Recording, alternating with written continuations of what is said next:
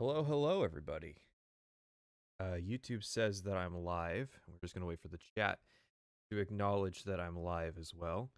Whoops. I accidentally left the chat on. I'm going to pop that up there. But I guess that surprise is ruined. So, how are we all doing?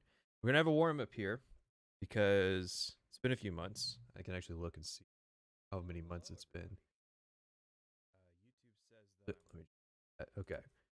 Like 20-second delay or something. So last stream was in it was August because we were doing the export stream. And I was thinking before that the actual last stream was in July. That was the E3 stream. Good. Coming through. Kind of quiet. I can fix that.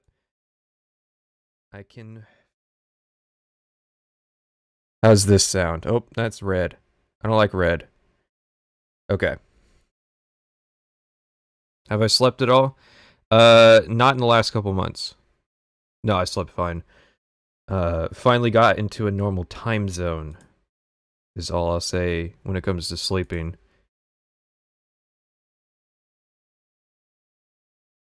If I'm quiet, I'm quiet. Well, you're behind a second, so we'll wait and see. Got to make sure everything's all right. Don't want to get started and then be told that nobody could hear me.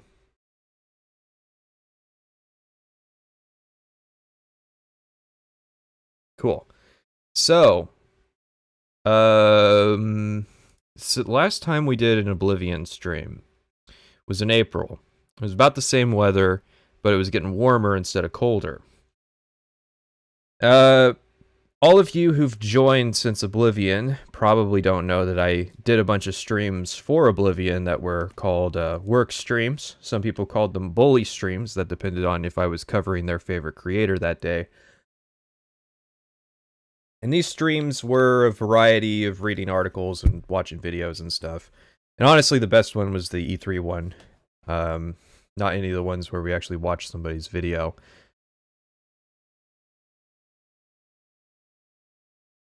I do apologize if I burst anyone's eardrums. I still see red on it.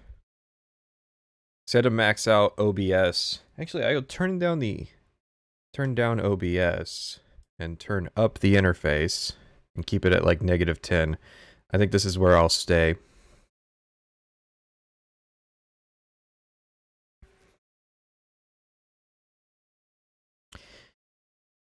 What's on the docket for today? Well, I have a spreadsheet full of articles, and we're going to watch the G4 TV interview, I believe with Jeff Keighley. I think that's who that is. If it isn't, I apologize to both the person who it actually is and Jeff, because I kind of made a joke at your expense. So, not doing gameplay recording? No, because I typically need to pay attention when I'm playing games, and it's really hard to kind of do an interesting stream and pay attention to what you're doing. Plus, it's just extra effort that I don't think is really worth it. I honestly don't like streaming video games. That's why I haven't streamed in a while. I think the big exception was... Is it clipping? I'll be mad if it is. Turn it down just a little more in OBS. How about that? Yeah, I don't like... The reason I don't stream more frequently has to do with the fact that I don't like streaming playing games, and I don't like streaming... I don't know if I would like a podcast. I've never done a podcast where I was the host, but I feel a bit of discrimination towards podcasts because a lot of people that I like ended up becoming podcasters instead of content creators, and that's a frustrating feeling. So, are we still clipping? Are you kidding? We're practically going to go back down to where we started if it's still clipping.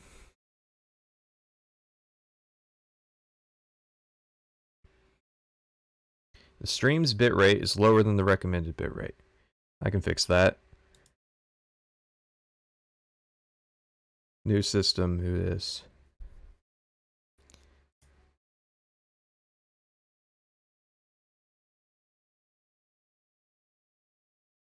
I can fix that because I have faster internet now. Hey, I wasn't naming anybody. Let's put that in there. So, I think the first order of business is I'm going to show you this. Now, I've posted this before, and a lot of you might have seen it. It depends on how... If you're on YouTube, it is up to the gods if you saw it. If you're on Discord, you probably saw it. If you're on Twitter, you probably saw it, because I added everybody. This is the schedule for what we're going to be doing, and you can see today's the 1st. It says we're reading articles. Probably going to start with a video, but just to kind of get people into things, and then we'll be back on Wednesday, same time, Thursday, same time, and Saturday at 1 p.m. Eastern Standard Time. Now, I haven't shown my hand as to all of the videos that we're going to be watching because I think that some people might do something. It might influence a few people to do things that we don't want them to do if we were to do that. So I'm only going to really show you about a couple weeks in advance what we're going to be watching. So we'll start on Wednesday. I know it's hard to tell what those are. One of those is the Making of Skyrim documentary that I had no clue existed. The other one is the QuakeCon 2011 demo, which I did know existed. I actually saw that live. Then on Thursday, we're watching Dime Tree. Sometime before Thursday, I'm going to watch all, but by myself, not as a stream. I'm going to watch all of those Elder Scrolls Problems videos. Oh, by the way, I was so fast to get into this, I forgot that I started a whole thing where I could, have Skyrim music, although it doesn't. Just tell me if it's too quiet or if it's too loud, and we'll continue. So I have to catch up on what the Elder Scrolls problem is supposed to be, what the thesis statement of that is. And I'm not going to do that live. We're just going to see that one. Although, Dime Tree does have a new video. It's called, like, Why Skyrim Sucks or something like that. Let me verify, actually, what it's called. So we might actually be checking that out, too. Why Skyrim Fails. World of distinction there. Too quiet? Okay.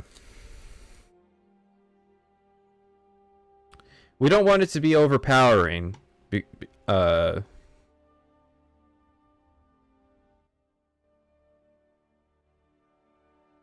Because it's just got to be there so that there's not empty silence in between stuff I say. What else are we doing? I keep forgetting who this guy is. And it's because he's kind of a late entry. Metatron. This is Stormcloaks or Imperials Skyrim Political Analysis. It's got like 860,000 views. And that's going to be the general schema for a while, is we're going to be watching popular videos and then we're going to kind of get into the less popular stuff. So, for the current week of what you can see, it's all decently popular people, except Private Sessions. Which is not a roast. He's pretty new. But he agreed to actually come on the stream. Your voice just sounds blown out. Blown out is not an adjective you use in relation to a person's voice. It's in relation to the quality. Hang on then, if you're going to tell me. Popular people, except Private Sessions. You know, I blame this audio interface, to be completely honest. You're kind of blown out. Well, see, this is what I get for listening to people. We were fine at -20, and people told me I was quiet. Honestly, just turn me up then. What are you gonna do when a bunch of people on V call you shit for your videos? I don't give a shit about V. By the analytics, they don't give a shit about me. And I think that that's a decent relationship to have.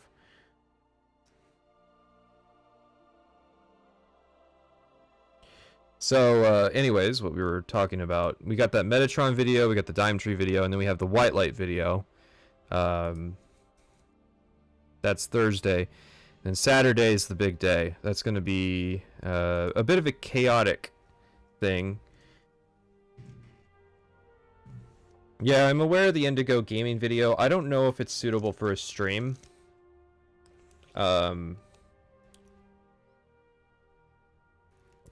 mean, I can consider it, but it's sort of a more Elder Scrolls comprehensive video. It's kind of light on the individual kind of game analysis. Okay, I see the problem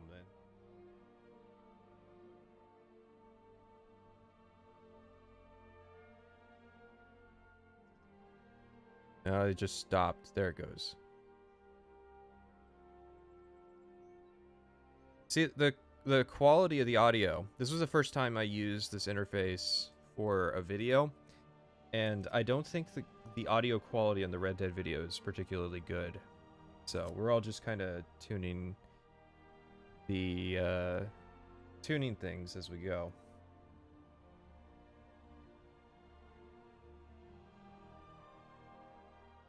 Curious if I've seen Tim Rogers' Cyberpunk video.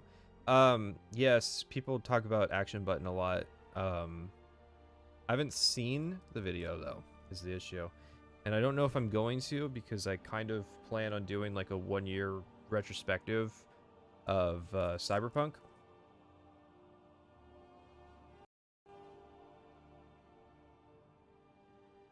Yeah, okay, so I now understand what was happening. So I don't want to kind of watch it until I do that. But at the same time, there's something off about Action Button reviews. I'm trying not to say that as an insult, but there's just something that my intuition is catching on to that's stopping me from watching those videos. That actually gives me a clue as to what went wrong when I did the recording session, so this is why we work together. Am I going to cover Kretosis's video if it comes out in November? Is Kretosis doing a video? Something to consider. I had no clue that he was doing a video. Last I'd heard, he was doing streams. One of those videos you're planning on watching is a full-on narrated playthrough. It's pretty dry. Which one?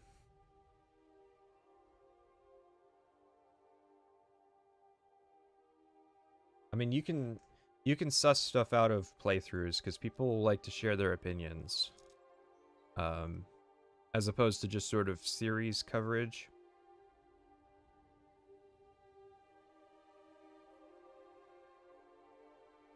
So yeah, Saturday is going to be a big kind of stream day because his video is 2 hours long, and I didn't factor in until a couple days ago that there was a follow-up for the DLC that I might have to also watch. I thought Kretosis's problems was like optics. His other problem is that he's tied to the Fallout community, and the Fallout community is genuinely toxic in ways that people accuse the Elder Scrolls community of being. The Fallout community is unironically. How do you select the articles to read? I asked a bunch of people to post articles, and I looked for a couple others myself, and otherwise I didn't. And then on the 13th, we're going to have private sessions on. We're going to watch his Skyrim video. I've been told he was going to drink. I don't know if that's actually going to happen. To definitely watch Never Knows Best Skyrim critique. Yeah, so there's a bunch of Skyrim videos that I already have. I have them all downloaded just in case anything happens, because I'm going to put this out there. Is there anybody who has Mr. Caption's Skyrim video? The guy that had re-uploaded it on YouTube got terminated for anyways, he got terminated, and it was like a month after I put it on the list before I downloaded it, So in that very short window of time, the only archive that I know of got lost. So if anybody has it, you need to share it, because I'd like to watch that video. So, for those who are new, actually I'm kind of curious. If you're new here, go ahead and speak up. And while we do that, I'll kind of address...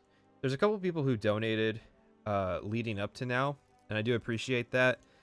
I'm not very good at keeping up with the donations, and I'm usually going to make the judgment call to not drop everything to read them, and also not, like, spend a considerable amount of time, like, after the stream reading them. So, I do apologize, but I prefer chat interaction, and super chats tend to incentivize not engaging with the chat. So a lot of new faces here. So we did this kind of thing with Oblivion, and it was a lot of fun. It was pretty chaotic. If you saw in the Oblivion video stuff, like where I included another person's video, this is where that came from. And I have a playlist, and I kind of reflected on some of the ways that I conducted myself during that time period, and I have endeavored to kind of learn. Like with the background music is an attempt at fixing one of the problems that I had actually looking back at those streams, which was that anytime there was a pause in the audio, it was just silent, and that's weird. Here, I'll read yours.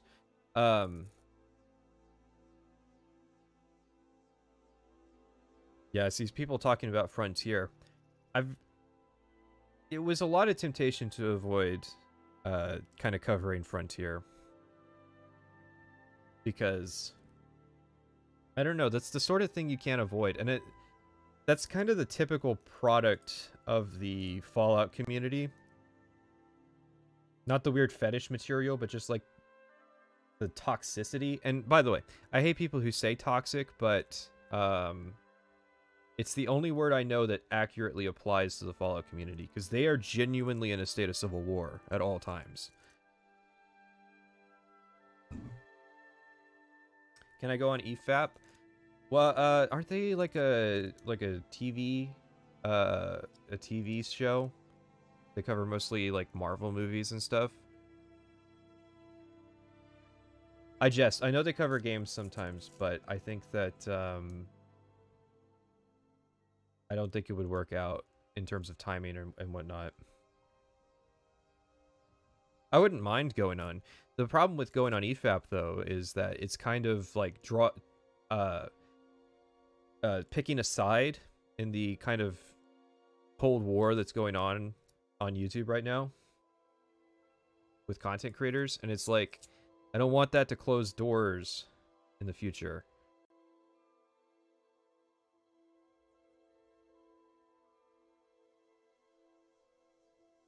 So, I think I covered the schedule pretty well. I think by Thursday you'll have a general idea of what I'm going to be doing on the 10th and 11th. After the 11th, when the Anniversary Edition comes out, I'm going to start my main Skyrim playthrough. I have played... Let's get an estimate here. This will take me a second. This one. This is... Okay, that's 4 hours, and then there is 66 hours in here. So I'm gonna lie. I'm gonna not lie. I'm gonna actually tell you the truth, because I have been lying. I was already playing Skyrim. I did a standard edition playthrough, which was the companions, the Imperial Legion, and the main quest. And then I have been currently in the process of doing a special edition playthrough that was the Thieves Guild and Dark Brotherhood. And then once Anniversary Edition finally comes out, I'll be able to start the main playthrough, and that'll be comprehensive, so it'll do everything. So there'll be repeat stuff. It's going to be the longest playthrough, but Skyrim also has a lot of stuff where like fake content exclusivity where it's like, oh, you gotta play it again so you can see the other dialogue where it's slightly different.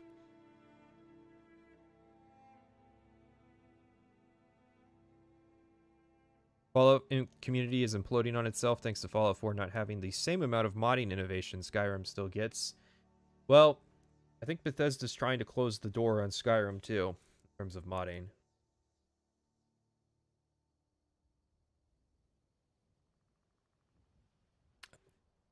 But I don't think that's not the root of the Fallout community's problem. The root of the Fallout community's problem is that you have the original games plus New Vegas on one side, and then you have the Bethesda games on the other.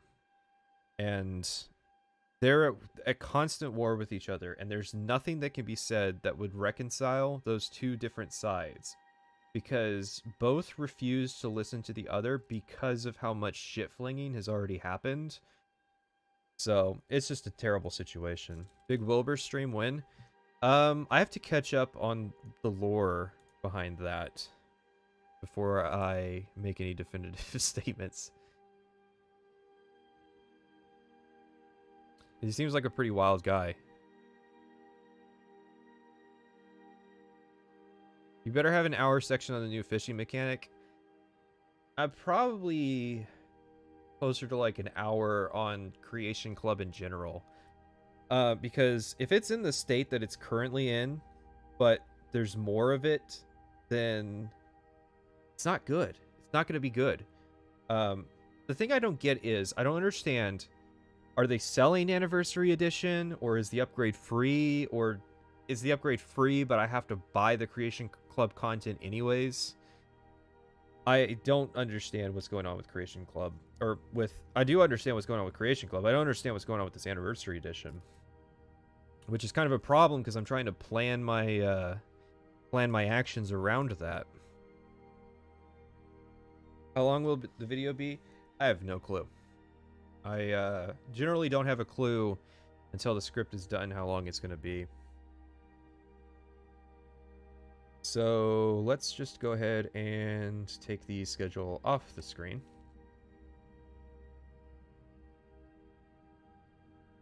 Isn't the same thing you said about the Fallout community true with the TES community? So I've actually thought about that before. And the thing of it is, yes, you do have people in the TES community who are like fans of each game, but there's not that many people who will go, I only like Morrowind, I don't like any of the other games, right?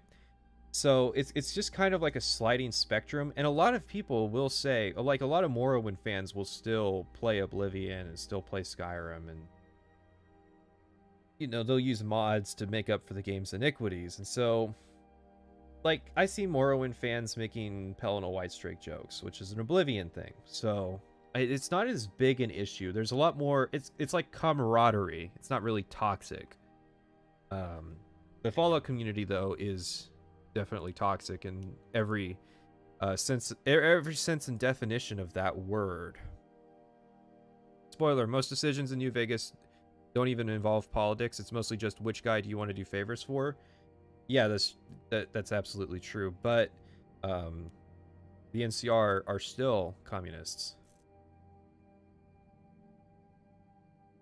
Redguard and Battlespire videos, I'd probably pair them together. And the reason I would pair those together is that there's kind of an interesting rivalry between the developers of both those games because they were co-developed at the same time.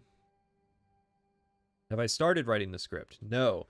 Don't start writing scripts generally until I've finished playing the game. Although, Red Dead was kind of an exception because what happened with Red Dead was there was like a main playthrough of the story, and then there was a second playthrough. And you can tell the difference based on what outfit I'm wearing. If I'm wearing the red shotgun coat but a blue undershirt, that's the first playthrough. If the undershirt is brown or red, then that's the second playthrough. But it didn't matter, because what I found out replaying Red Dead was that it's exactly the same the second time, and the game has absolutely no replay value. Fallout Threads V are the worst of all time. I can definitely imagine that with how V typically kind of carries themselves. If Skywind and Skyblivion ever come out, will I cover them? Curious how you feel they capture the essence and where they stray too far from the original vision of their respective games. It's probably going to be short coverage. As I've thought about before, it would be cool to do Skywinds, but kind of just... It'd be a lot more mechanics focused than it would be story focused, because unless, well, there is a possibility they change story stuff. That possibility always exists. So it depends on the game. It depends on the or mod rather. But one thing I've always wanted to do is like a heavily modded thing and explain like here's the mods that I would pick that would go well. Can I make a 3-minute Daggerfall video as opposed to your longer reviews? Could I explain Daggerfall in 3 minutes? Probably. It'd take a bit of effort and clever writing. I could probably honestly do Daggerfall in like 45 minutes to an hour. Because as much as we like to joke about Daggerfall being a big game, a lot of it's procedurally generated. And I know those words have connotations. I know. It's procedurally generated with a consistent seed. There's a world of difference, but a lot of the quests are just like Radiant quests from Skyrim. Just with a broader list of possibilities of what everything can be.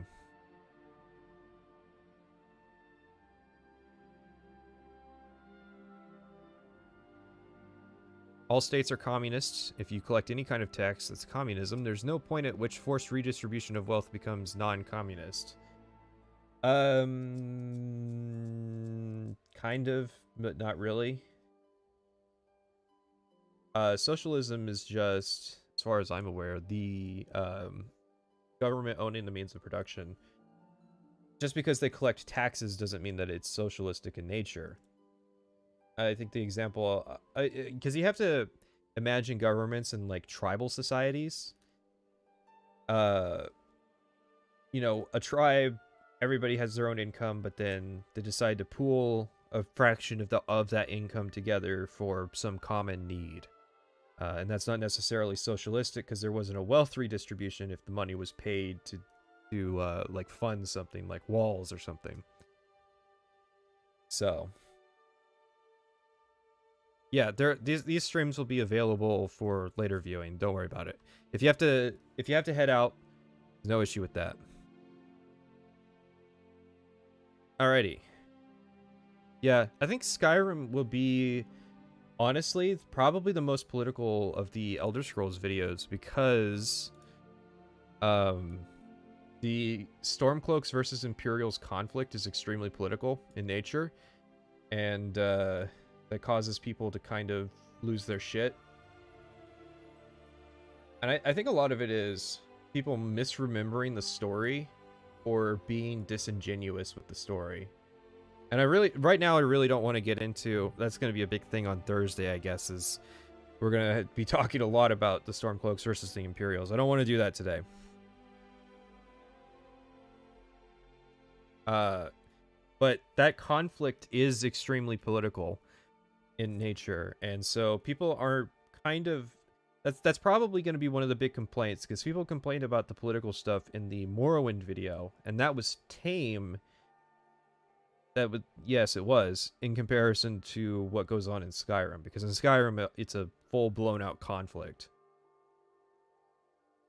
as opposed to the proxy war of Morrowind. Any interest in reviewing the Witcher game trilogy? I'll review 2 games and then go on hiatus for long enough that somebody else can create an entire 12-hour video. I know it's more nuanced than that, and I don't want to just share the crazy conspiracy theory again. So,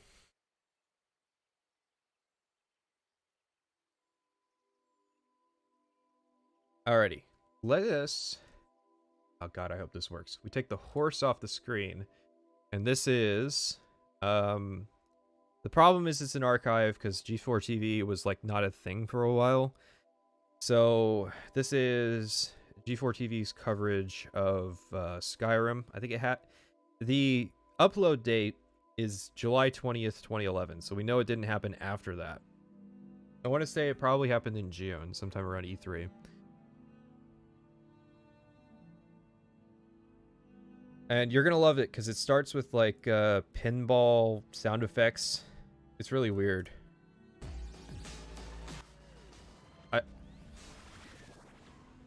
I apologize to anybody who just got nut checked with the audio. Really do apologize. Once I'm in this, that's why we're doing this today. Once we're in the flow of things, stream quality will improve, and I'll not make mistakes like that. Hey guys, welcome to an all-new GTTV. I'm Jeff Keeley. This week, coming to you from beautiful Park City, Utah, where behind me we have some snow-capped mountains, which you will see in Skyrim, the brand new Elder Scrolls, which is coming out later this year. Yeah, it's these slide effects that they do. They use like the sound effect of the spaceship in the pinball game that came with Windows XP. At least I'm convinced that's where it comes from. Right now I'm here with Todd Howard to tell us about Skyrim. Todd, you guys unveiled this title at the VGAs last year. It's coming out on 11/11, and the fans have been waiting for this for so many years. What do you think is unique about Skyrim compared to the previous Elder Scrolls games?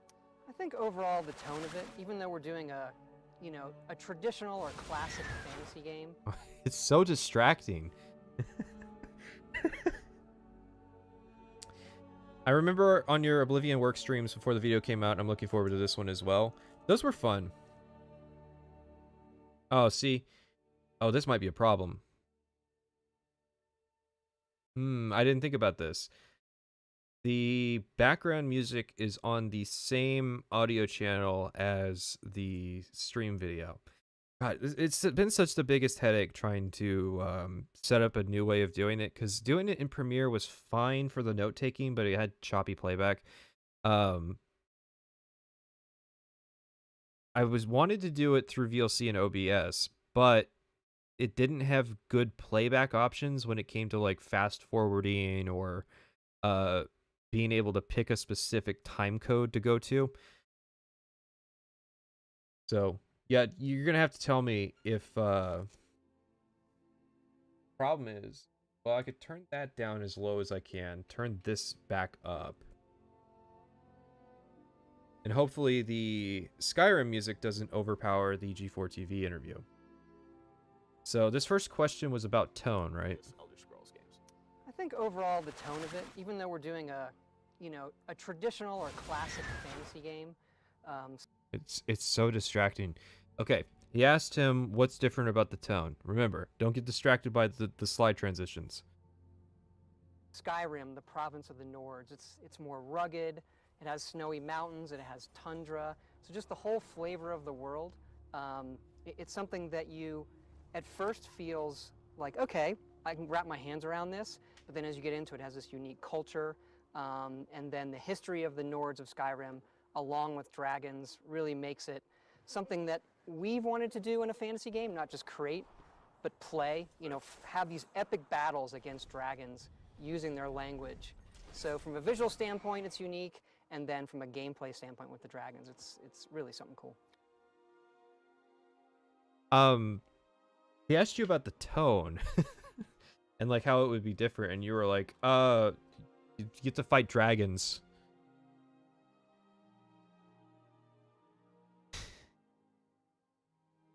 You were disappointed that they had to spoil how the claw puzzles work.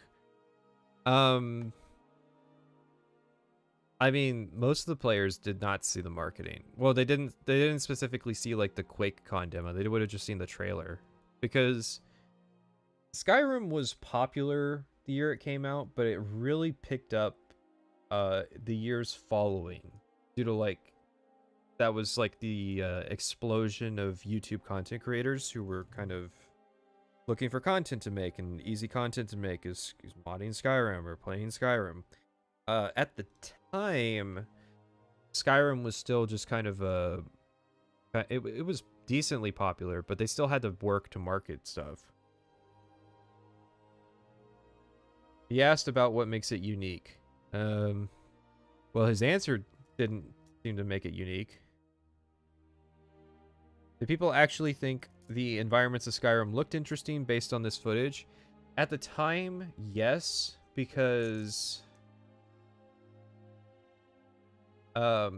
it looked a lot better than Oblivion in the marketing, because back when we were playing Oblivion, of course, we were playing on lower quality systems than we have today. So, you know, you're not looking at Oblivion at its best like in the video, you're looking at Oblivion with like super low draw distance, kind of terrible LOD effects and whatnot. And then you see Skyrim, if we go over to like where they were showing off the world, and it's like, whoa, holy shit, dude, this looks so cool. So yeah, at the time, people who were in the community were impressed.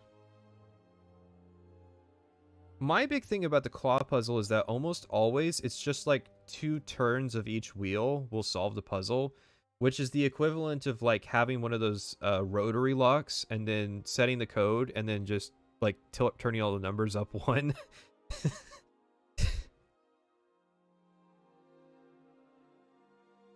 The thing is, people really cope with the claw puzzles because they're like, well, they're meant to be stupid because the Draugr can't figure them out. And it's like, well, then why are all the puzzles in the Dwemer ruins also equally stupid?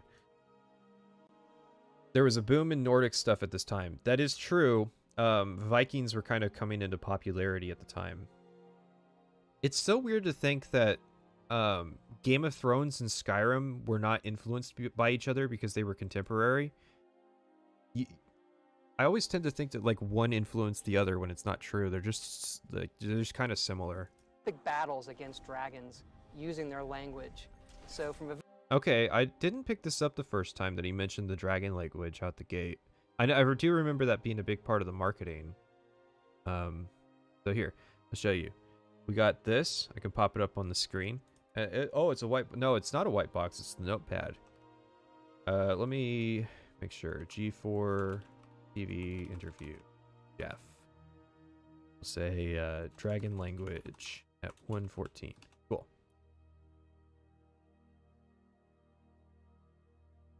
See, isn't that neat? Now you can actually see the notes that I'm taking instead of just taking it on faith that they happened.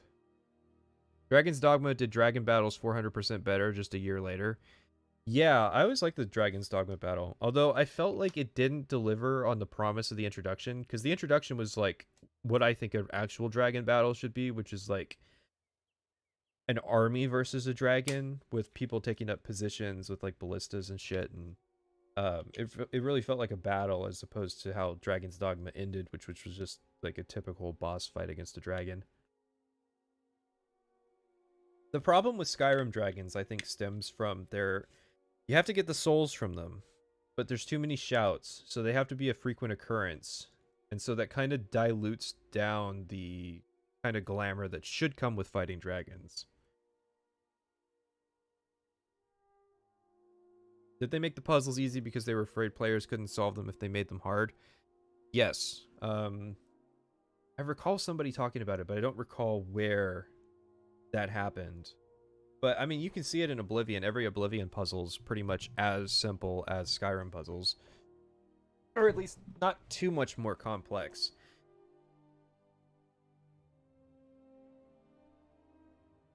visual standpoint, it's unique, and then from a gameplay standpoint with the dragons, it's really something cool. And it looks amazing. You know, Thanks. your games have always been great Which it's hard to tell that it looks amazing because everything's in 360p now. to play. I think fans have always, imagined the world being even better than it looks sort of on the screen. And now this game, I mean, the visuals feel like they're cutting edge. I mean, was that really important for you guys to push the look of the game? It was. I mean, when we do an Elder Scrolls, we like to start over. We actually considered, well, maybe we should wait for the next console cycle.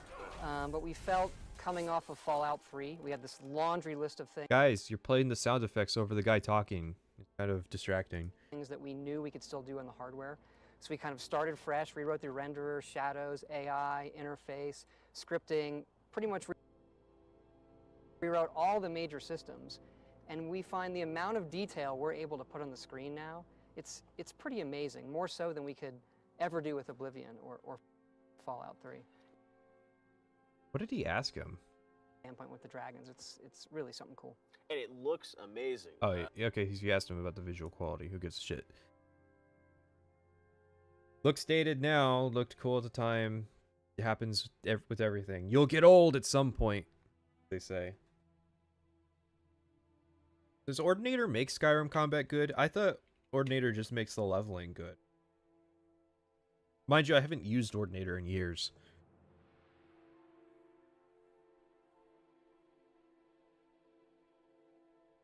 As a role-playing game, the whole Elder Scrolls series is role-playing, but now it feels like so many role-playing games are moving more towards action titles and more accessibility, and RPG is sometimes seen as a word you don't want to use because it's it's inaccessible. How are you sort of blending action and RPG together to make this game really play? I'm going to think that.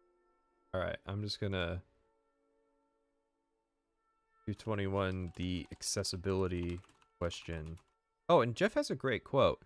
RPG is not a word. Oh, shit. This is the problem. RPG is not a word you want to use.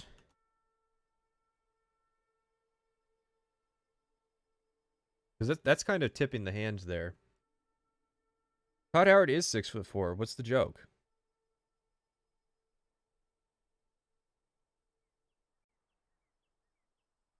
Ordinator adds perks, unique mechanics, and so on.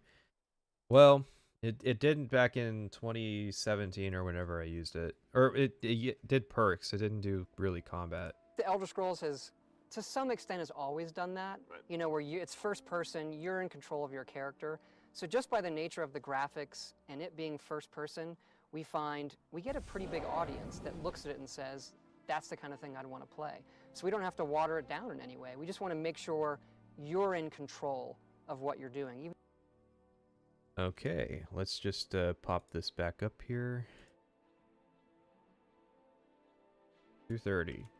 Quote, we don't have to water it down in any way. End quote. We don't have to water it down in any way. That's a soundbite if I've ever heard one.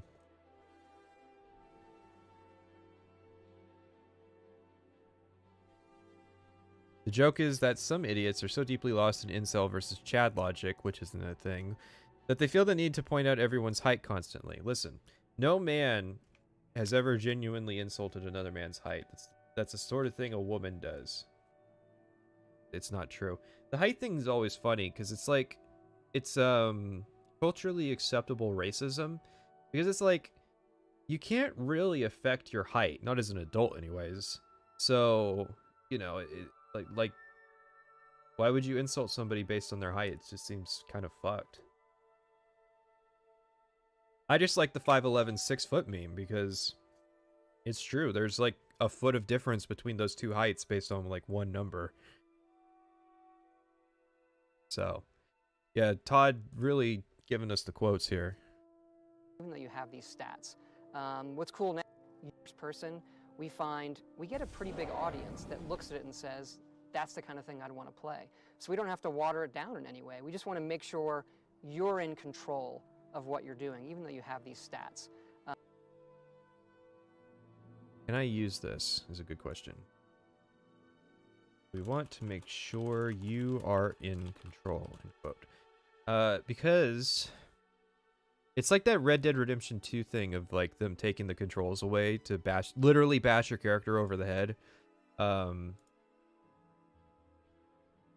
there examples of where Skyrim takes control away from the player? I'm thinking like the Dark Brotherhood. I mean, you don't get a lot of choice, but that's not really taking control away. What's cool now is it really controls I'd want to play. So we don't have to water it down in any way. We just want to make sure you're in control of what you're doing, even though you have these stats. What's cool now is it really plays off what you're actually doing. It goes by, what do you put in your hands? Magic in this hand, sword in this hand, dual magic, shield and sword, two-handed weapon. So it really rewards you for what kind of play style you're using to get ahead in the game. Now, this game, as you mentioned, will have dragons in it. That's confirmed, Absolutely, right? yeah. It seems like a non sequitur. Absolutely. Now, do we know No, Jeff is a good interviewer, though. what kind of dragons or types of dragons we're going to see? There's multiple types. Okay. Okay, no, there's not. There's multiple types of dragons. Are you kidding me? There's one type of dragon. There's multiple variations or skin palette changes of those dragons, but there's one type of dragon. And Thieves Guild Ambush. There you go. There you go. That's what I was thinking of. And the reason I didn't immediately think of it is because I'm literally about to do that quest. I have to level 5 more times, so I get to 46, so I get the best Thieves Guild rewards, because it has item scaling. So I was literally about to do that quest. That's why I didn't think of it. Forcing the character to be Dragonborn isn't taking away control. Not really. Because you do have an option to be the Dragonborn. If you don't do the Dragonstone quest, then the dragons don't show up. And yeah, you learn the words of power, but like that's such a minor thing, in my opinion. Fire breathing? Yeah, of course. Fire breathing. So Jeff had like they came out to this area to do this interview, but Jeff couldn't think of any good questions, so he's just kind of like winging it. Like, oh yeah, there's gonna be dragons. Do they like breathe fire, or like no, Jeff? They breathe wasps. You have your fire breathing ones, but it's not just breathing fire and that kind of magic. It's for dragons. It's their language. You think like in Dune, where Maudie becomes this word of power. It's like that. The dragon language has words of power, and you as the player can learn those. You can chant almost. Okay, I never picked up that word of power is just power words. I know it's such an obvious thing, because I noticed that there's not much of a difference between the terms colored people and people of color, so I should have picked up that words of power are just power words. These dragons, right? Yeah, you can, you use their language, and you get in these kind of shout battles with dragons where they're breathing fire, something that you can eventually learn to do by learning those words of power. You can breathe fire in this game. You can. If you learn that, we call them shouts. Right, okay. And they each come with 3 words, and the more words you know of the shout, the bigger the shout. No, I'm not bashing the wasp breathing dragons, but it's like asking if the zombies are gonna bite you in this game. Like, or are the pirates gonna be on ships? Like, yeah, the dragons are gonna breathe fire. That's the thing that dragons do, primarily. Shout you can do. What is your favorite shout? Can you recite it for us? How's it go? Well, the main one we use in the trailer is the unrelenting force, which pushes guys back, and it's Fus Roda. Those are the. Oh, that's a good thing right there. Every time I refer to unrelenting force, I can just have Todd say it.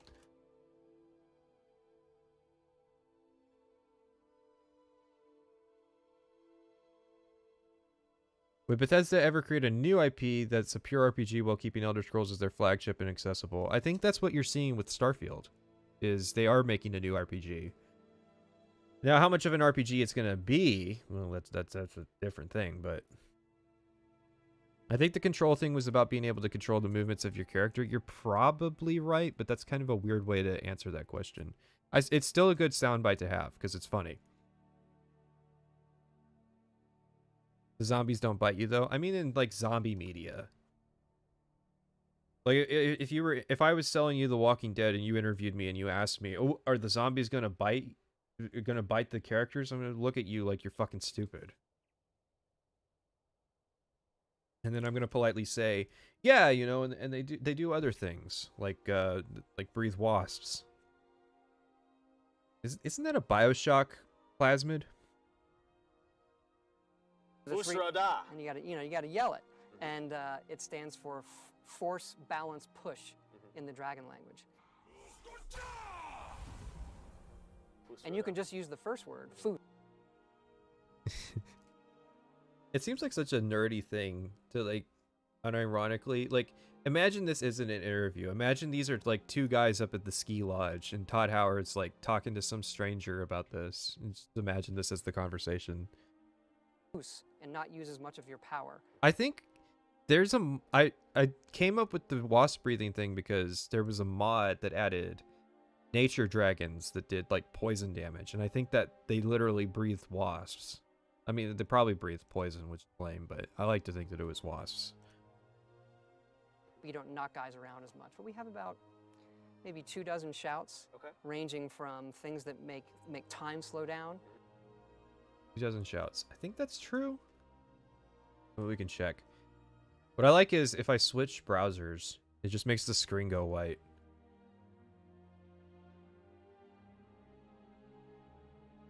Alright, let's look. 1, 2, that's the DLC. 3, 4, 5, 6, 7, 8, 9, 10, 11, 12, 13, 14, 15, 16, 17, 18, 19, 20. Todd, I'm sorry, but you just fell a little short of 24. But the DLC did add like 4 or 5, so we covered your ass there. So I'm sorry, Todd. I'm just gonna have to pull up the notepad and say 24 shouts. Actually, it's more like 20. Oh, that's such a pedantic thing. But the thing is, I have to do stuff like that because Todd got better at not lying. I won't say lying. Being wrong about the things he was marketing. By kind of just being more vague. So, anytime he says a hard number, he's usually got a decent basis to back that up. And I bet there were 24, and I bet some got cut. Or something.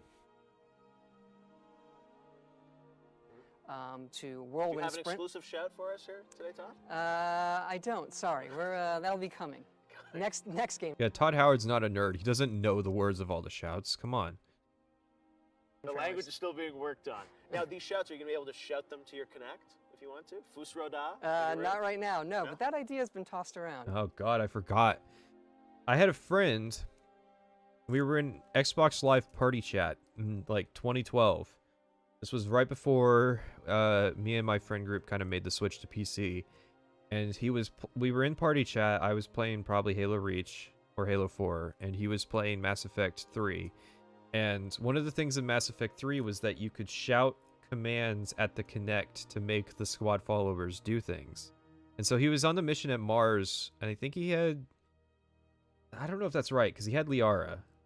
He would just... Every time he wanted Liara to do her biotic ability, he would shout at her to do the biotic ability. And of course, that came through Party Chat, and it was annoying as shit. And I eventually found out what he was doing. But... Thanks for reminding me that the Kinect was a thing. And now, the main thing Kinect is relevant for is motion capture, because it turns out that they were actually surprisingly robust sensors. So they were terrible for games, but they were great for like low-budget animators. Yeah. Okay. So you're gonna learn these as you sort of work with these dragons. Now, do you ever befriend the dragons in this game, or is there a sense of tension? I mean, what is that relationship with the dragons? That's part of the mystery, is they've returned. You know, dragons have been long lost to the Elder Scrolls. This is the first game we're really doing them. Right. And, you know, that's part of the mystery of the game, is why are they back? What does it have to do with you, the player, who is Dragonborn? So I don't want to spoil all that, but they're not just, they come in many shapes and sizes. Okay. Whoops. Some of them do talk. So They do talk. Yeah, some of them. So Well, wait. again, that's their language. So, Do they? yes, They don't talk English though. some of them might. They might. They're Yeah. talking dragon, right? Now, Perhaps. did you have to do a lot of dragon research? To be honest, I feel like I'm forced to head to Whiterun after Helgen. You are correct. People always say after you leave Helgen, oh, there's just a whole world to go explore. And I'm like, no, you're in the middle of the wilderness, and the closest town is Riverwood, where they ask you to go to Whiterun, where you'll then immediately be asked by Balgriff to go to talk to Farengar, to go to Bleak Falls Barrow, to get the Dragonstone, to bring the Dragonstone back, to fight the dragon's Western Watchtower, and boom, now you're the Dragonborn, and now you're constantly getting harassed by dragons. There's a, 2-hour-long direct sequence of events that forces you into the main quest, and to break it, you basically have to just go walking off into the woods. So you're not forced to do the main quest. You're just heavily pushed to do it. Did you get ready? Weren't they in Daggerfall? Probably. It's a weird thing, because technically it wouldn't be impossible for, like, the dragons didn't get zero-summed out of existence, so there were dragons living for thousands of years after their fall. I think they're in Daggerfall.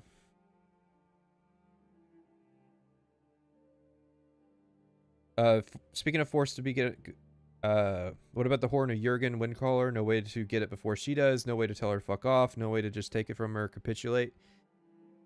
Yes, I was thinking about that today, and I don't recall what context it was, because I was doing the Dark Brotherhood, so I don't know why I was thinking about it. But I was like, oh, I was in Riverwood. I was getting Findel to go do some stuff, and I was thinking about it. But the thing is, that's kind of true of the previous Elder Scrolls games as well. It's just kind of a necessary constraint. Because Plague of Gripes has a good video about how video games aren't really dynamic stories. Like, there's always going to be certain things that you just can't do in a story. Like, yeah, you can't get the Horn of Jurgen Windcaller ahead of time because it would just break the sequence, and it's not really feasible for game developers to kind of account for that. And when they do, that's something to be applauded.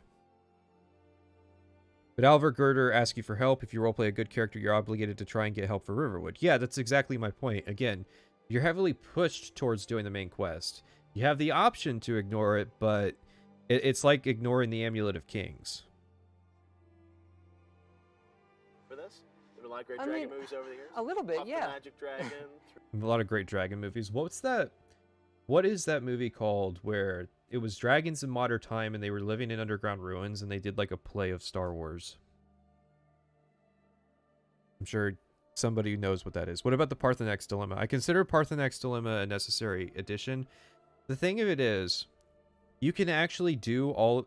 If you don't rush the main quest, you can actually do all of the Blades content before you get to the Parthenax Dilemma part. And at that point, you're not missing out on content if you do it that way. The only thing you would miss out on is Esbern's thing where you do more damage to dragons. Like the battle prayer thing he does, and being able to have the Blades as companions. Who gives a shit? There's like a million companions. And the dragon hunts, but again, who gives a shit, because the companions can do the dragon hunts. So, Rain of Fire, yeah. But I do agree, the Parthenax Dilemma is really dumb because, I don't know, it's a weird thing where it's like, you should be able to oppose Delphine and say, look, you're kind of not serving the Dragonborn, you're kind of just dictating what the Dragonborn can do, and that's not your position. Which is what the mod does, is it basically lets you shout at her and say, bitch, get back in line, and then you can, you know, do it without killing Parthenax. Because they do such a good job at the Stormcloaks versus Imperials choice, that it's such an even split, that it's weird that they couldn't pull off the Parthenax versus the Blades decision, and to make it more balanced, because it's like, oh, he's a war criminal, and it's like, well, fucking, that was the way that things were done back then, and he reformed, and he's the reason that you're here now. So, like, I've never seen a good explanation for why you should pick the Blades in that situation. No, I agree, missing out on content isn't necessarily a problem. It's just a really forced conflict, and that's why a lot of people don't like it, because it's so one-sided. Because you miss out on content if you kill Parthenax, by the way. You miss out on the shout meditation. You no longer get to do the Greybeards, who will tell you where dragon shouts are located. Which, if you decide not to use the wiki, the only good way of figuring out where all the dragon shouts are is the Greybeards. So there is content exclusivity there.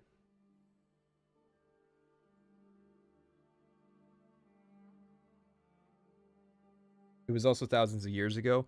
Yeah, but thousands of years ago applies to mortals who, you know, that there would be dozens of generations and whatnot. Parthenax was still the dude who did all that. And that's kind of the basis of the argument. But if you side with Delphine in that situation, you're basically saying that there is no possibility for redemption for people, because even after all this time, you know, Parthenax hasn't redeemed himself. And it's like, no, the dude, if you listen to what he says, the dude is literally in a constant mental struggle, and this is relevant because it's November, to resist the urge to do something degenerate, which is to dominate humans. He has to constantly meditate to ensure that he doesn't go back to that old way. So it's a really admirable thing that he's doing. And I just want to say that it is November, and we are practicing no Nostalgia Critic November. If you watch a Nostalgia Critic video this month, you have to change your profile picture icon to Doug Walker's face. So there's definitely no blank November thing that we're doing this month.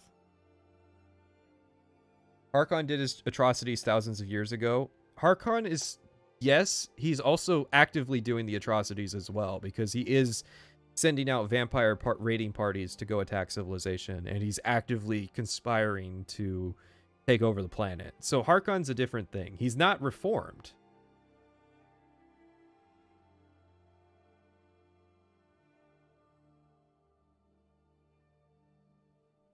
So what the hell is Jeff talking about? Talk. Yeah, some of them. So well, wait. again, that's their language. So Do they? yes, They don't talk English though. some of them might. They might. They're Yeah. talking dragon, right?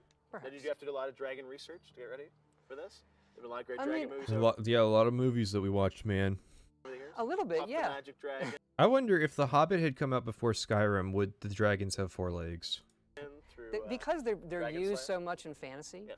You know, we want to pay off on your expectation for how they move and just the impact of having one land on the screen in front of you. Right. But also, we do want to make it our own. That's where the language comes. They did accurately advertise the dragons are really fucking stupid, because there's no reason that dragons would ever land near the people that they're fighting. Like what? They got tired? Why don't they just land like 100 feet away? They can fucking fly. And then just stay in the air and shoot fire down at people and use your dragon shouts to literally warp reality. Never understood dragons. Because they want to tell us that they're people, but they act like animals. Comes into play. So, from Dragon Slayer, Reign of Fire, Okay, actually yes. is a movie Oh, that see? He named it. I think visually they move really well in. I think the dragons looked cool in Reign of Fire. Hang on. Let me pop this up here real quick. Reign of Fire. Dragons.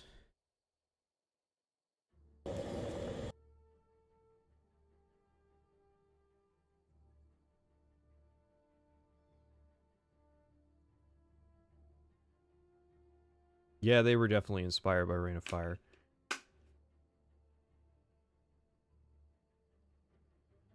Probably needed more creativity when it came to fighting dragons, though. That looks like a practical. It looks like a model that they came up with, and I really like the scales and like the bones. And that's definitely like exactly the way the dragon bones and scales and stuff look in Skyrim. So.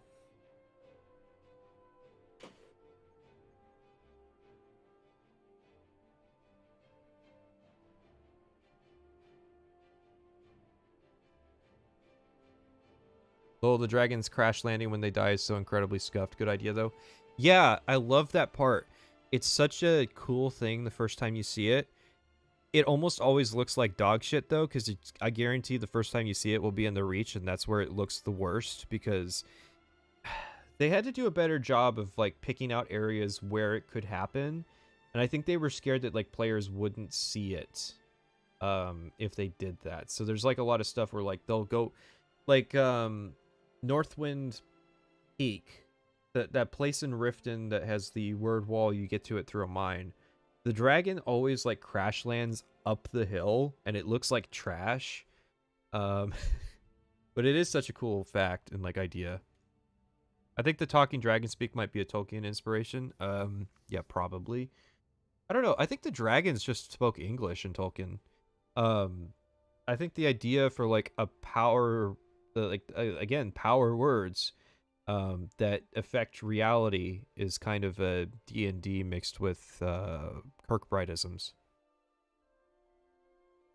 Burn crops, destroy outskirt villages, avoid frontal confrontations. Yeah, exactly. I always thought, like, there should be less dragons, and you get more points to spend on the shouts, but the individual fights should be more focused. Because, like, the coolest character is Durnavir, the dragon in the Dawnguard expansion, because he's a necromancer dragon.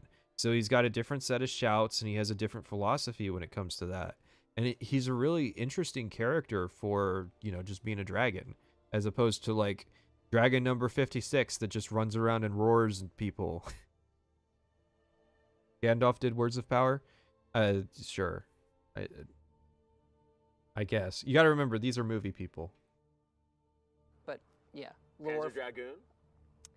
You know what? I didn't look at that one. I forgot about that. There's a lot one. of dragon flying in that, right? Yeah, Lair, Sony's Yes, game. Blair, that's Yep. true. Are we gonna have playable dragons in this? Where Play you a- can play a dragon? Yes. Playable dragons. No, I That's the look of, like, what the fuck are you smoking, dude? We're Bethesda. We can't do that. don't think so. Okay. Never know. They do this. This is the typical those Jeff switch. interview where you make up features and it's like either you guess them or I say no. Yeah, exactly. We process full information, right? Bit by So it's bit. either a letdown Dude, Todd literally just called his ass out. Or you've guessed something I don't want anyone to know yet. This is true. Yeah. You never know, because if they can switch to the Arbiter in Halo, why can't you switch to the Dragon? That's true. It won't be happening in this one. No. Right? Dragon DLC could be exciting. Right? Play the other We'll side. think about Sorry. DLC when we're done with this game. So you do play the Dragonborn. Right.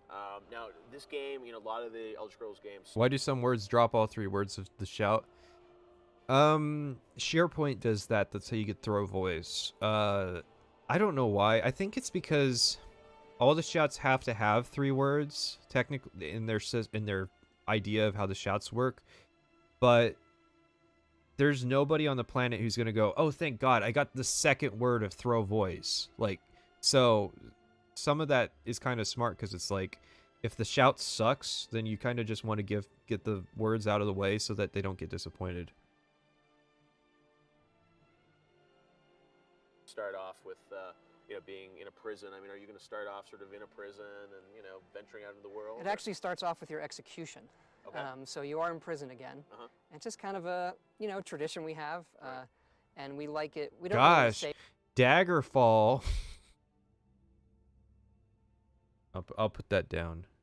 639. Gosh, Daggerfall. I liked that joke the first time. Has anybody ever used throw voice? Yes, I do.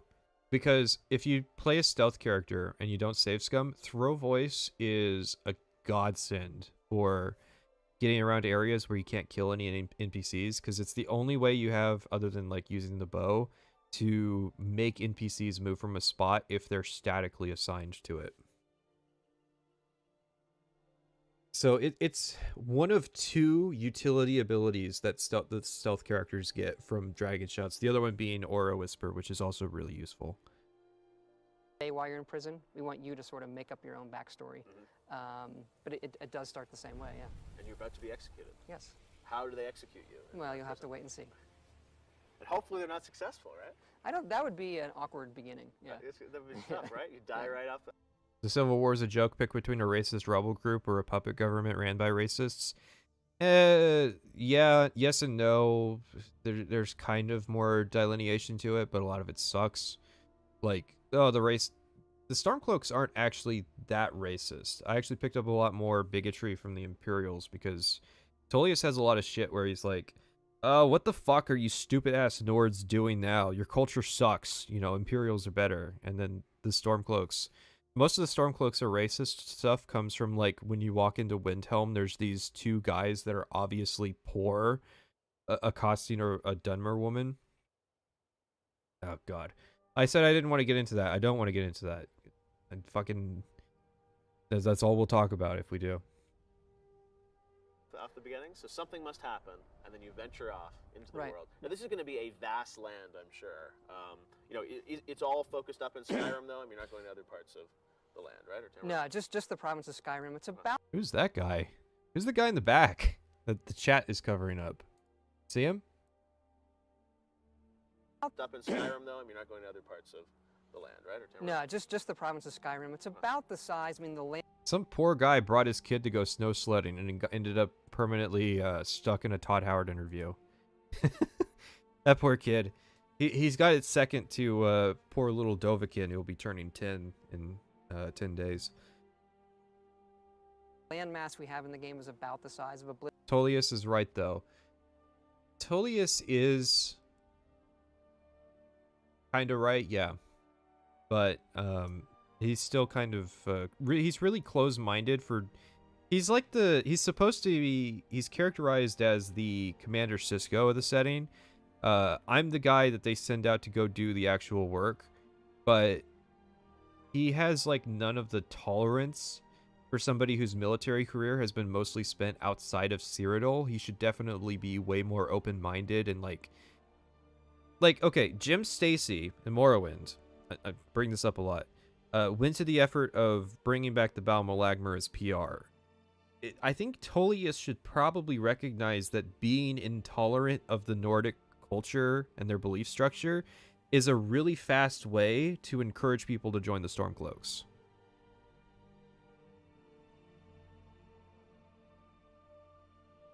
Tullius didn't win the war at all. The Dragonborn is the one that decides who wins the conflict, because they do most of the work. Oblivion, that game.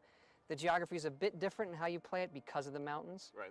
But we don't want it to be all mountain. Yeah, but okay, the reason I brought that up is Ulfric isn't really racist at all. Because like Tullius, he was a veteran who served in conflicts outside of Skyrim. And he learned a lot about outside cultures, like a lot of veterans do, and actually became pretty tolerant of those cultures. And then he came back to Skyrim and saw that Nords weren't the way that he thought that they were supposed to be. And that was the reason that he felt that Skyrim needed to undergo a cultural change, basically go back to the old ways. And, but the thing is, Ulfric, I don't know, I haven't done the Stormcloak's questline yet. I have only done the Imperials, but to knowledge, you won't ever catch Ulfric going, damn, these fucking dirty lizards are really taking over Riften. Mountains, because that just feels kind of claustrophobic. So we do have wide open pine forests, fall forests. You know, He would have won if Alduin hadn't crashed the execution. Well, no, he wouldn't have, because if you recall, during the main quest, it's established that the Thalmor were going to make sure that Ulfric survived the execution so that the Civil War would go on. So regardless of Alduin showing up or not, Ulfric was going to survive anyways. grassy tundra, volcanic tundra, icy areas. So Kids and toboggans. Oh, he points out the kids. random spawn. Skyrim. Yeah. And Jeff Keighley's like, fuck, now we gotta get the disclosure forms out, because now we gotta make it so that we can put them on G4 TV. The Skyrim review isn't 11 hours, 11 minutes, 11 seconds long, then you're a gigapleb. I'm probably gonna be a gigapleb. That's a hard fucking number to aim for. Because with the Oblivion video is like, so it's probably gonna be like 8.5 hours. Oh shit, it's probably gonna be like 9 hours 45. Oh fuck, it's gonna be like 10.5 hours. Oh, it's gonna be like 11:50. Yeah, that just kept happening, because I would realize that there was something I forgot to mention, and so typically the way it worked was like I would cut a sentence and then find like a paragraph of stuff that I still needed to talk about. Plus, like, it's hard to predict stuff because not all sentences are equal in length, because sometimes you have visual examples and what have you. So Random spawn NPCs. Random You never spawn. know, right? Good loot. It's got Going the yellow. on? It's got the yellow Check slab. out Skyrim. Skyrim's he's like, what the hell is a Skyrim? coming out November And then Todd's like dying of secondhand embarrassment. 11th. Yeah, you should check it out. From Bethesda. It looks just like this. He's like, great, I live here. I don't want to play a game where it's fucking cold. Alright, so that's part 1 of the interview. Here's part 2. Let's catch up on the chat here. Actually, how long have we been going? Alright, we've been going for about an hour. I have to use the restroom. So keep yourself entertained. I will be right back. You got 3 minutes before we pick back up. If you need to do anything.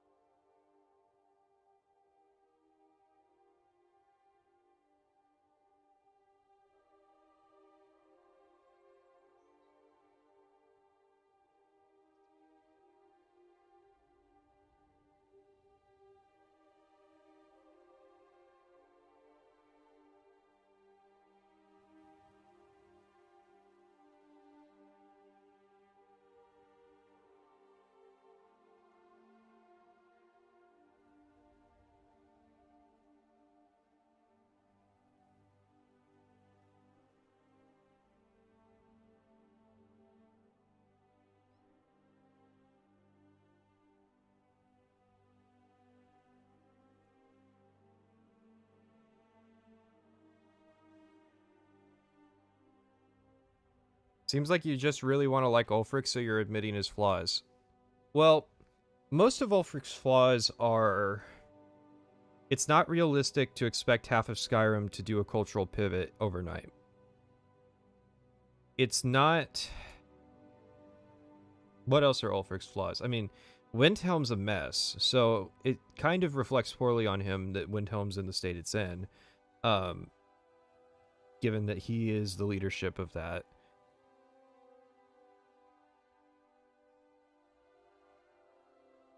I mean, the thing is, Tullius doesn't have that many flaws. Like, yeah, Tullius is a racist, but he's also a really good military commander, and all that. Ulfric has a lot more going on ideologically. Like, Tullius is just doing his job, whereas Ulfric has like a character motivation because he was a veteran who got captured, came back to Skyrim, saw it was different, crushed the Karth rebellion, realized that that things were going south, and decided that cultural revival was necessary. We need to keep mentioning the Argonians' permanent ban from entering Windhelm to remind Pat cannot let him walk Nirn, believing that Ulfric isn't racist. I have to look into that, because I actually don't know anything about the Argonians' ban from Windhelm. I don't see a reason why the Argonians would want to go to Windhelm, though. It's not culturally, or it's not climatically a place that's suited to their temperament. And I mean, I don't know, every city bans the Khajiit from entering.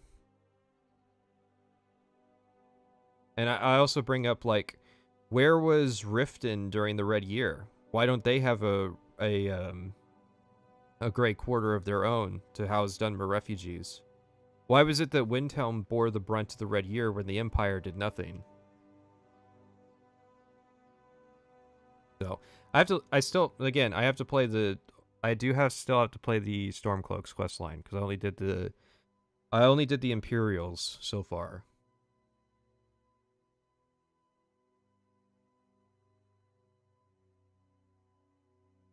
Ulfric might not do well in terms of people talk in terms of culture racism, like Brunwolf Freewinter says Windhelm is so cruel to other races.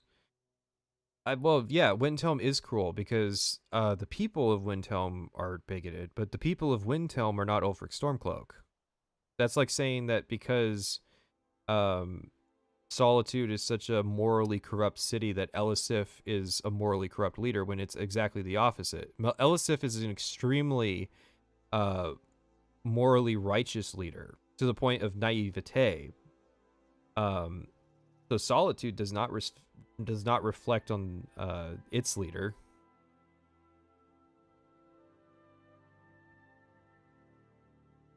Aren't Argonians banned because of the Dunmer refugee population? I mean, I can see that being a legitimate concern. Again, the Dunmer are a significant portion of the population of Windhelm, and the Dunmer are extremely prejudiced against the Argonians because of that whole Red Year thing with the Argonian invasion. So if that's the case, then that's a pretty justifiable reason to not let Argonians into the city, because, you know, there might end up being a lizard lynching.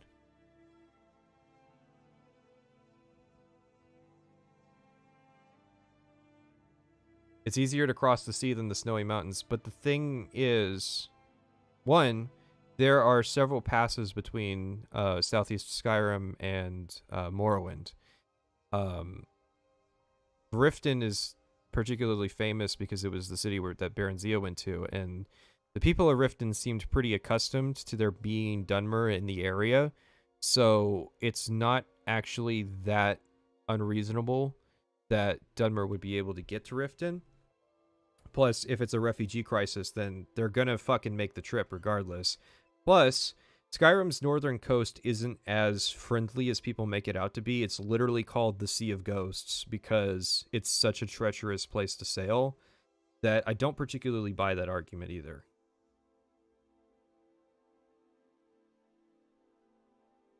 I don't think Khajiits are banned, just the caravans. Well, obviously.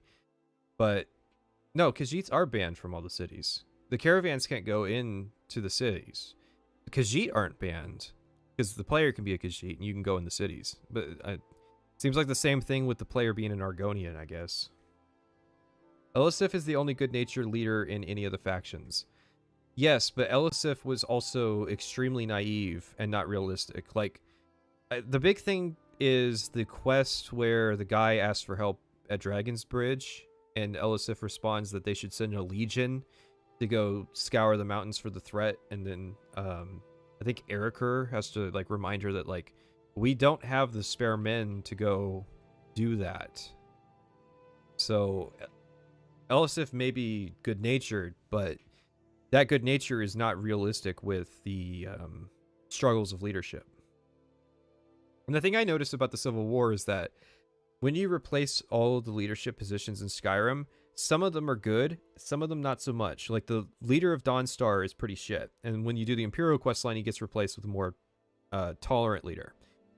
But, what was the one that was less positive? Let's see, Morthal's Imperial, Markarth's Imperial. Riften goes to Maven Blackbriar, which isn't necessarily a good thing. I know that the current Jarl is a puppet of Maven, but giving her direct control of the city does not seem like a good idea. And then Windhelm... What clan does Windhelm go to? I don't recall. But the main impression I got was that it's a mixed... The leadership change as a result of the Civil War is a mixed bag. Some leaders are better than others. Elisif is completely incompetent. That's kind of my point, but she's a morally good person, but she's naive because she never thought that she would be in a leadership position. She thought her husband would be the Jarl of Solitude. Maven and Riften, yeah.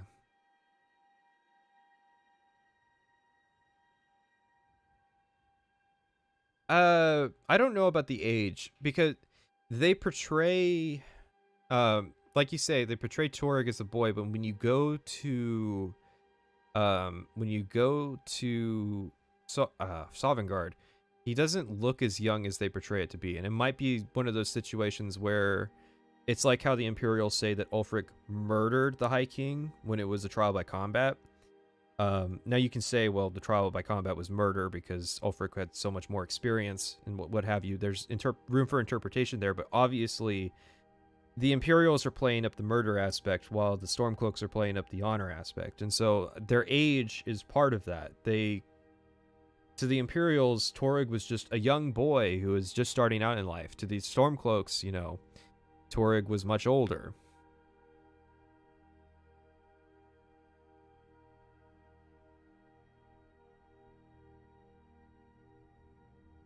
If you do not do the Civil War, you can replace the two worst Jarls, Falkreath and Dawnstar. Yes. I thought Windhelm with Stormcloaks and the Mages College was in Winterhold. Yes. Why do you say that? Windhelm's Jarl is taken by Imperials, becomes Brunwolf Freewinter, I believe. Freewinter's alright. Oh, thank you for the money. I forget how much the Norwegian exchange rate. So I don't know if that's a lot. Didn't Torag refuse the duel? No, he accepted it. He wasn't experienced enough for the fight, I think was the deal.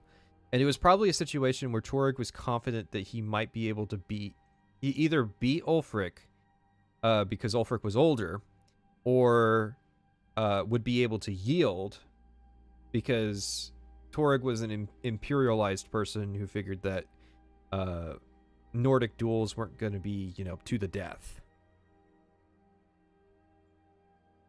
As far as I'm aware, he did accept the duel. That boy was High King of Skyrim.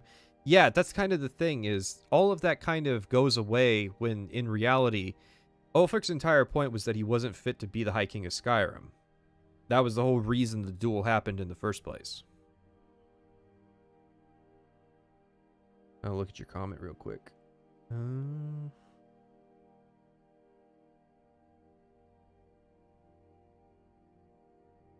Still see your earlier comment? That's a lot of scrolling up, my guy. If I remember correctly, Ulfric personally ordered the Argonian band and has actively refused to engage with the Dunmer slums. Again, that's something that I'm going to be looking into when I do the Ulfric, or do the Stormcloaks quest line. I'm at a disadvantage here because I'm currently in the middle of playing the game. He was probably like 25 and Ulfric's like 50. I think that is pretty close to the age difference. I think Ulfric is probably closer to 40. But it is still a thing where it's like Ulfric could be at a disadvantage because he's older, but obviously he's not because he's a Giga Chad who's fit as fuck and has the Thum. Jarl Layla Lawgiver is my guilty pleasure. I just can't stand finally handing Riften over to Maven all gift wrapped. Yeah, but again, the Lawgivers are puppets to the Blackbriars. So that's an interesting thing. And it's kind of why Skyrim's kind of a nightmare, because it's like, how does the Thieves Guild play out differently if Maven's just straight up the Jarl? And I assume that it doesn't. But it seems like something that would come up, right? So let's start this up. Ulfric isn't fit to run a country, shown by the state of disrepair Windhelm is in my opinion. Yeah, I think that's the flaw I mentioned for Ulfric, is that Windhelm is currently not in a good state.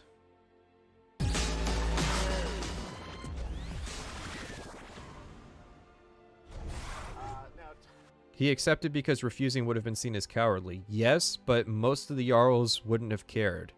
And that was the big thing, was maintaining control of the Jarls. The Jarls didn't... Like, the Jarls who sided with the Imperials would have done so anyways because...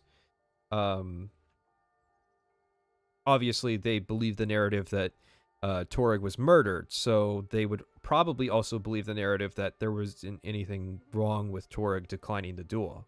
Because the whole point of the story is that that Nordic culture is just becoming imperial culture. I also wanted to ask. 40 is old in pre-modern society. About something else the fans have been asking about is, maybe you're not commenting much on dragons, but horses. Are they going to be in there? Are you going to be able to mount a horse?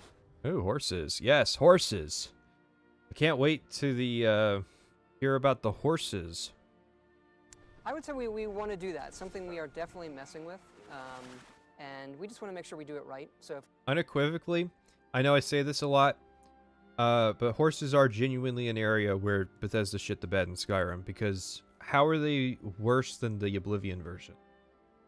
It's a feature we think is really good, adds a lot to the game, we'll leave it in. And if we think it's rough and we can't get it there, we'll probably take it out. But I don't want to promise it yet, but something we would really, really like to have. It's looking good. Today it is.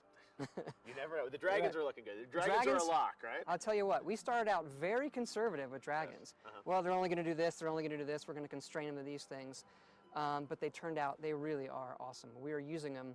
So as opposed to like saying, we're done with that feature, now we can move on to other things, we're like, there is more potential in this feature than we had. No, Ulfric being 40 is still significant because the setting doesn't have the medical standards of today. So let's say that during the conflict with the Thalmor, Ulfric Stormcloak suffered a hernia. I don't know if restoration spells fix hernias. So it just statistically by 40, most warriors would be at a disadvantage compared to young men. Now, of course, you have the experience element, and obviously that worked out for Ulfric. But I'm just giving a reason why Torygg might have figured the odds were in his favor. Originally thought. So let's put even more time on it. So now we can have them appear anywhere. Multiple dragons. We don't have to script them. They know how to use the landscape. They can do bombing runs. I know they have magic, but what if it's like a Deadpool situation where it just starts to be, it's recognized as part of your body, right? It's not like fixing a cut. They can land, they can walk around, they can perch on buildings, they can pick guys up. It really is. And did I not literally say, I don't know if restoration magic covers it? You can't just snap your fingers and say, well, magic's the solution. Well, there you go. Torygg should have won the duel because of magic. His court wizard's a vampire. Surely she could have given him some advantage against Ulfric. Why didn't Torygg use some kind of poison? But that's sort of my point, is that people in the setting, or people who are older, can have long-standing injuries that would impair their abilities to fight, and that would give Torek a sense of confidence. That's the entire point. It doesn't matter if Ulfric is better than Torek, because, spoiler alert, he was. You know, honestly, never played anything like it. Are we gonna have baby dragons as well? Families of dragons, or just Baby I don't dragons. think we're doing baby ones. no baby dragons? Nah. What do you call a baby dragon? You know, Dragonling. where is that? I like that Todd Howard had an answer for that. Yeah, it probably came up with it on the spot because, like, fucking, I don't know, dragons can have kids or something. I think Kirkbride at one point said that there were girl dragons. I don't fucking know. This is nerd shit. Yeah. All right, but not making it into the game. We've had dragonlings in previous games. They're little. I think Yeah. a dragonling could be. They're not the right vibe. Didn't you Not the say? right Didn't you say earlier that you didn't have dragons in other games? Like, what the fuck is this? Oh, you had dragonlings. Okay.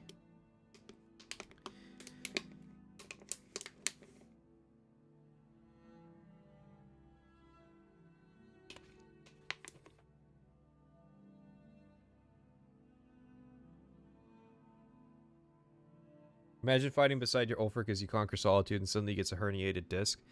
I mean, that is historically a thing that happens. That's why a lot of, that's why it's admirable for kings to fight in the conflict, because there's a chance that they could get injured during the war. You know, big monstrous dragons. Yeah, we want to scare you. Now, are we gonna these dragons? Are we gonna meet them early on? Just kind of thing where it's like the payoff. You gotta put in a lot of time, or are they gonna? No, they appear pretty early. Okay. Yeah, and then they ramp up as the game Yeah, they goes on. do. Now, we talked a lot about dragons. We talked a lot about Dragonborn. Who else are you going to be sort of meeting in this world? I mean, a lot of people wonder, are we going to see werewolves? Are we going to see vampires? I mean, how twisted is this going to get? There's a lot of stuff in the game. We have a bunch of factions we're not talking about yet. We have a lot of different gameplay, and we want it to be with the Elder Scrolls where, you decide who you want to play and what you want to do, and this game pays off on that. So if the main quest deals with dragons, and if you don't want to deal with that, you might still run into them, but there's loads of gameplay styles and character class styles that you can play in the game. And you're not picking your class, though. It's sort of evolving, right? No, it's one of the things we did in Oblivion, where the game starts, you play a little bit, then a menu comes up and says, who do you want to be? And we sort of thought, a lot of people pick their skills then they play. Okay, so this part's important. Important bit about classes. This is kind of the reason this got on my radar, was that we were talking about the kind of one playthrough to fit all design philosophy while we were researching Oblivion, and there's a lot of Skyrim stuff that kind of gets into that, because that's where Todd kind of explained his ideas regarding whether or not the players should be expected to start a new character, or if they should be able to do everything on one playthrough. Play for a while, and then they realize. I was thinking about that. If there's male dragons and there's female dragons, and it's not just like titles used to differentiate two different species of dragons, then do dragons reproduce? And does that mean that they're mortals? Because if they're Aedric spirits, so we have to assume they're mortals, but for some reason they're immortal, which could be an Akatosh time thing, but like obviously it's not well thought out because fucking Skyrim, but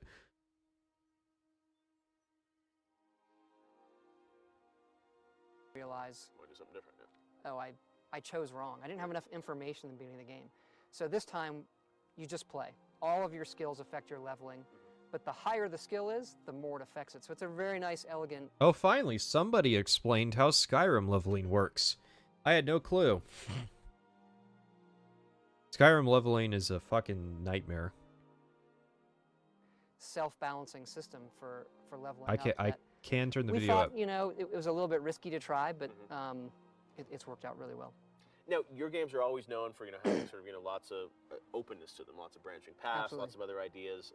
How are you pushing that in a new direction in this game? I mean, is there anything particularly innovative about the way you're sort of telling the story that fans are going to? Yeah, one of the things we like to make it as open as possible, but the negative in that is we lose a lot of control. Yep. It's hard for us to control the game flow for a player, or how hard things are or Right. easy they are. So we built this new system called Radiant Story that lets. Yeah, it's not a new system.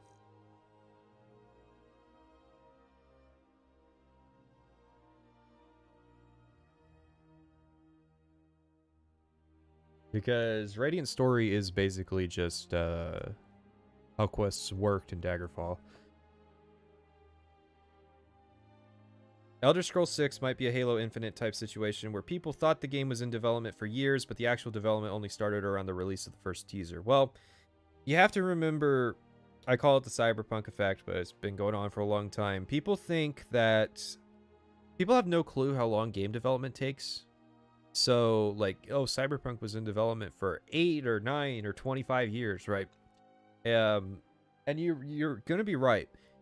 Bethesda, outside of, like, preliminary, or it's called pre-production work, where they think about what's the ideas we want to do, what's the goals that we want to aim for the project, would it be financially a good idea to do the project? They're going to be laying out the groundwork for what the project would be.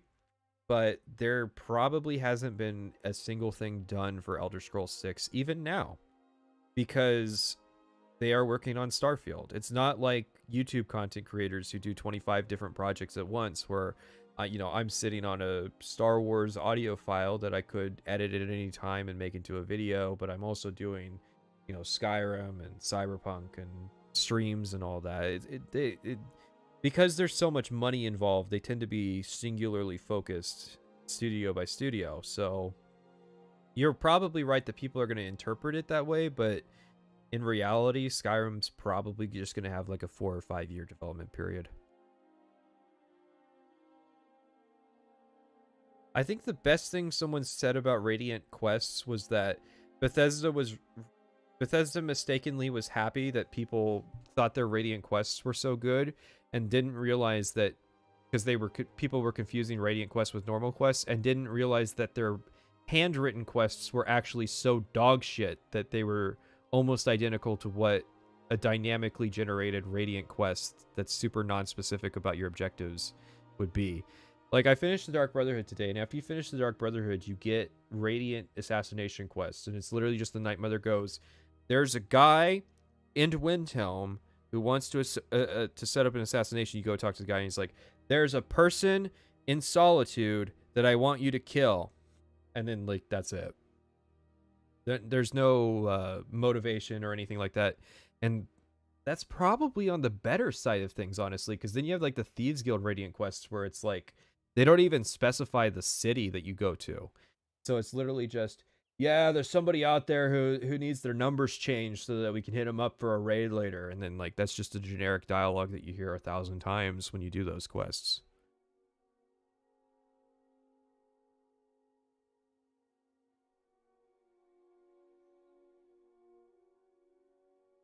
You only have so many programmers, resources, artists, etc. It doesn't make sense to split them up between multiple projects when payoff will only come when the project's actually finished. Yes, a lot of people don't realize that if they did it that way, it would just be development hell.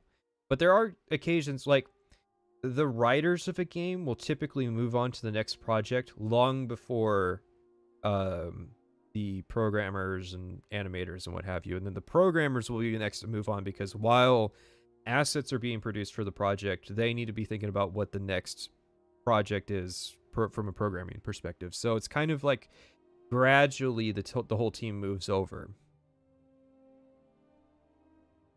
Gonna do Fallout New Vegas sometime? Well, that's a complicated question.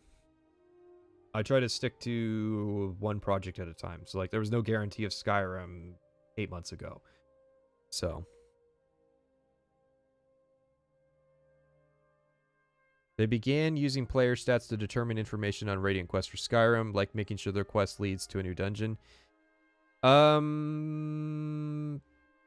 Is that true? Because I think I got... Okay, when I did my first playthrough on Standard Edition, I got a quest to go to a place for the companions, and then later the Dawnguard quest that sent me to the same exact place. And it was like, there were 5 locations that I kept being sent for the Radiant quests that I kept being sent to. All of Skyrim could have been targeted by these Radiant quests, but for some reason, the companions and Dawnguard quest lines just kept sending me to these same caves to do the same fucking dungeon over and over. It was really weird. It really statistically improbable, I think. I do like the Thieves Guild Radiant quest. No, believe me, I think that's a good step. That's a good step in the right direction. I used to hate it, but I realized that the Thieves Guild would actually work a lot better if you had to do more Radiant quests between the normal quest lines. So it's like you have to get the contact in like Windhelm, and then you'll get the Golden Glow job, and then you have to get the contact in Whiterun, and then you get the fucking meadery quest. I think that would be a better flow to that quest line, because like you join and it's like you're just some guy off the street, and it's like, oh well, go hit Golden Glow, and it's like, what the fuck? I'm not qualified for this. Let's all of the elements to our quests be dynamic if we want them to be. So we can like specifically write a quest, say, this person wants you to go do this thing, but we can also use Radiant Story to customize that quest for any parameters. You know, whether or not you've pissed this guy off or helped this other guy. So we can change major parameters or minor parameters. No, that part's definitely bullshit. Definitely bullshit. This was one of their big slip-ups during marketing. I think they were really confident that they were going to be able to do like dispositions and like dynamic replacements. So like they talked about like you kill the merchant of a shop and then they get replaced with somebody else, and you can kind of see that with like Ysolda. So in theory, if you kill the leader, the owner of the Bannered Mare, then Ysolda should take over. I think that was their idea, but they realized that that would be really fucking difficult to pull off. So yeah, they talk about this a lot, and then it didn't really pan out as well as they thought it would. Skyrim's Thieves Guild was the best Thieves Guild in the entire series. You're probably not wrong. I think it's probably the best questline in vanilla Skyrim. The Companions quest is at a breakneck pace. Oh yeah. The Companions are fucked. That is a bad faction. Holy shit. I never realized how bad the Companions were because I don't play them because I never get past the werewolf thing. Thugs coming by to teach you a lesson after stealing a loaf of bread or whatever is nice. Is that what he's talking about? Those dynamic events where it's like the Dark Brotherhood assassin shows up or the courier shows up. It's like, I got a courier that showed up. There was the letter from a friend event where they send you to get a word of power. But it was the word of power I used to get that letter was Aura Whisper, which is literally a whisper that nobody else hears. So what the fuck? How did I get that letter? And it's obviously because they didn't design it very well to take that into consideration. But thoughts on Brynjolf? Well, if Todd is saying this, makes me think about how everybody gets approached by Brynjolf and forces a quest on you. It doesn't feel radiant at all. Yeah, that they seemed really concerned that players wouldn't be able to figure out where the major quest lines would be. So you get ramrodded into like everything. Thieves Guild better than Dawnguard factions? Well, I specified the base game because I do think that Dawnguard is better than anything in vanilla Skyrim. And I think Dragonborn is pretty high up there as well. Dawnguard is not a terribly impressive faction, though. And that lets us sort of have a little bit more control over a game that is this big and this wide. But how does that impact, you know, the dialogue and all those other elements? Because I mean, it sounds like there's so many different permutations and combinations. Yeah, you know, when we started out, we were using it for everything. Right. And I can tell you how you could do this. It's called textual dialogue. That's the problem. You see right through the cracks that people, their dialogue doesn't have as much punch. So now, Yeah, I do understand your point, Carmeletta. The way around that issue is you can quick save and quick load. Okay, you take the quest. As soon as they say the last line of the dialogue, exit the dialogue, quick save, and then every time you quick load, it will regenerate that quest. And you can kind of have quasi control on what city you get sent to. So that's typically like what I'll typically do is you take 4 quests in a city, and then when you come back, you take 1 more quest in that city and 1 quest in another city. So you do 4, 4, and then the next one, etc., etc. And you can get the Thieves Guild rebuilt in 20 Radiant quests, which is actually not a terrible consideration of time because they're super simple.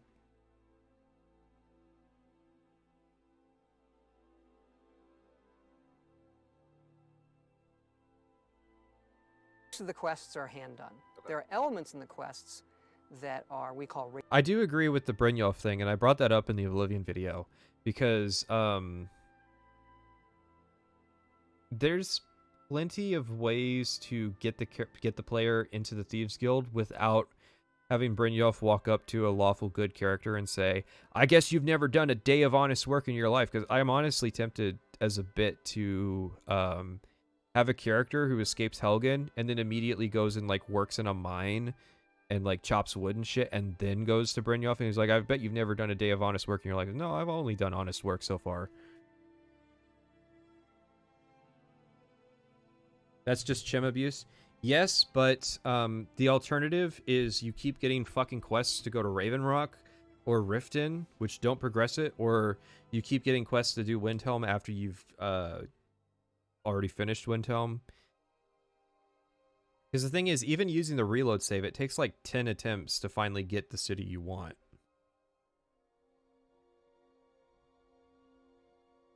I do agree it is a save scumming issue, but I don't really have too much of an issue with save scumming in that situation because you are getting fucked over. Obviously, the way you would fix that is have the player go, "Hey, do you have any jobs in Solitude that we could do?"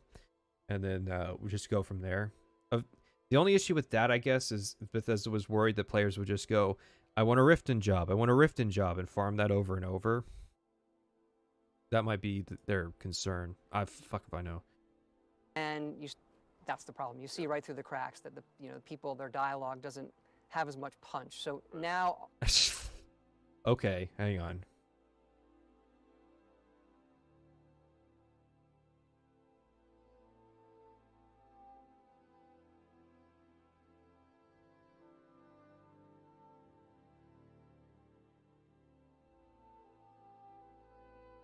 You gotta be kidding me, because literally the Radiant quests in the game are just like, not only that, the Dark Brotherhood quest line, if you pay attention to the conversations that go on in the Sanctuary, every character has a line that they'll say to other characters. They have the exact same pool of lines. So the first time I heard it, it was kind of cool. Festus goes, "I can't believe that I just can't imagine you hiding in the body of a mammoth to pull off this job." And I was like, wow, that's pretty cool. But then the Argonian guy said it to Babette, and then Babette said it to Gabriella, and I'm like, wait, did every fucking person in here do a job where they hid inside a mammoth? Why would you give every character in the Sanctuary the same generic line about how they completed their job? So that really took me out of the Dark Brotherhood. Like, why wouldn't you just give each character a pool of generic lines that they would use that would apply to everybody, but everybody gets different lines? It's just weird. Most of the quests are hand done. There are elements in the quests that are we call radiant, really for random, based on what you've done. And then we have kind of side missions where someone says, "Oh, I want you to go to this nearby dungeon and get this family treasure of mine." But the dungeon is the game can look and find a dungeon nearby that you haven't been to that might fit your level, and it will generate the item you're going to get. But it feels like a little side thing as opposed to, oh, this is a major quest that I'm doing. Right. So that's how we balance it. Now we are in the snow. My other problem with the Dark Brotherhood, and it's kind of unfair because I'm basing this on games that I played after the fact, but the heists that you do in GTA Online, I know, bear with me. The heists you do in GTA Online really shit on the Emperor Assassination quest line because it's like, okay, we have 6 or 7 really talented assassins in the Dark Brotherhood that could be doing a variety of jobs. And I know there's the whole dumb bitch Astrid betraying you thing, but that's just dumb. We have 6 or 7 talented assassins. This is the only important thing that we have to do right now. Literally everybody should have a role in that assassination that the player sets up. Like when the Argonian guy shows up to the wedding, that was cool. There should have been a lot more of that, where instead of them just being people who hang out at the Sanctuary, they're actually people who affect your quests, who affect the way that you do the quests.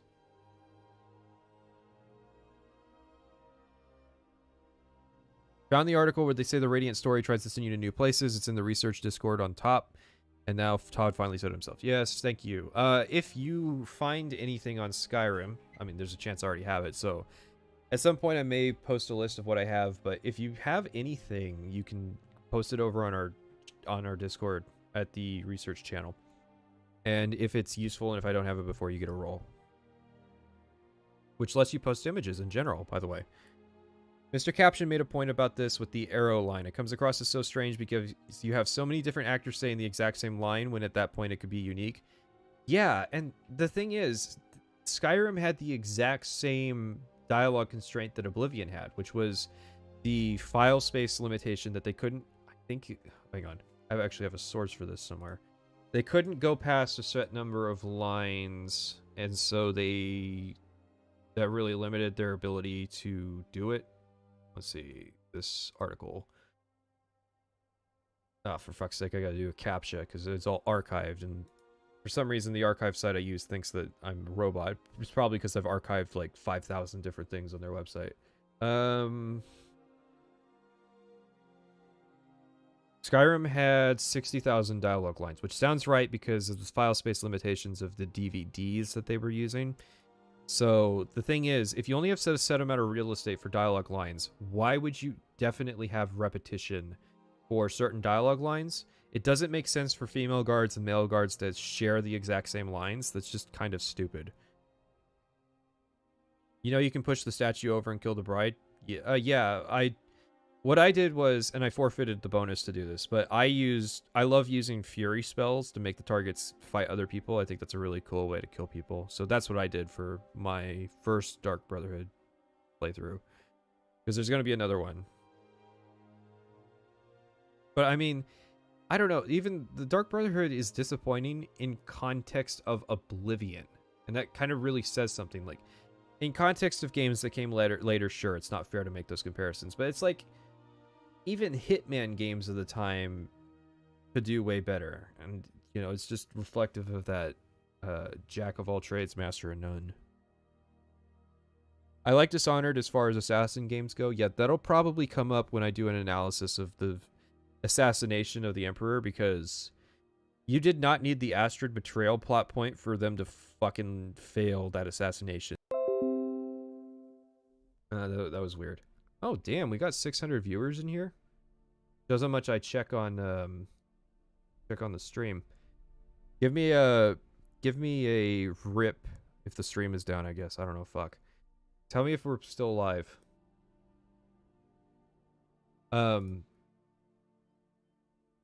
Yeah, they make so many mistakes with the Emperor assassination that it's no surprise that they got caught. Of the time, you mean Absolution? No. Absolution is contemporary. You can't compare... Well, you can, but you shouldn't say that contemporary games are inspirations for other games. So it's like Hitman games up until 2008 would be acceptable. Okay, so we're still good. Cool. So, but it's like, what was one thing? It was like they assumed that that Commander Marrow didn't know who the Gourmet was, which is really dumb.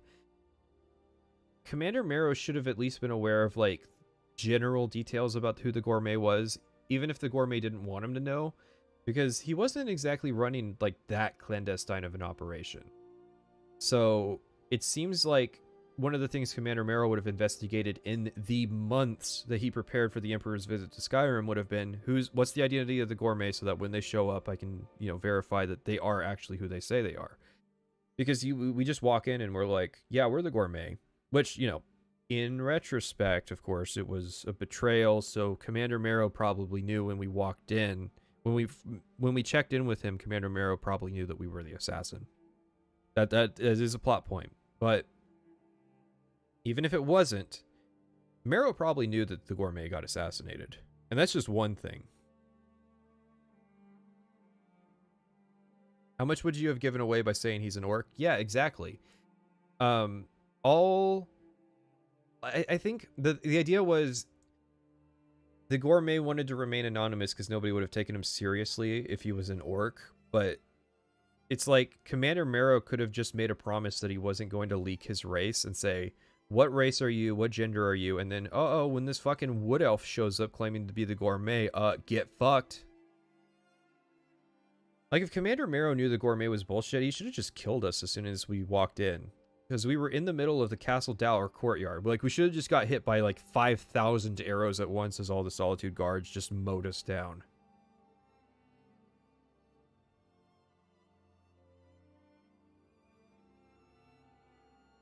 Alright, what the fuck are they talking about? Nearby dungeon and get this family treasure of mine. But the dungeon is, the game can look and find a dungeon nearby that you haven't been to that might fit your level, and it will generate the item you're going to get. But it feels like a little side thing, as opposed to, oh, this is a major quest that I'm doing. Right. So that's how we balance it. Now, we are in the snow-capped mountains of Skyrim, which is an area that's been on the map for many years in the Elder Scrolls lore. Why was this the time to go up there? We've always wanted to do a game there, just the whole feel of the world. It's really rugged. It's got its own unique culture.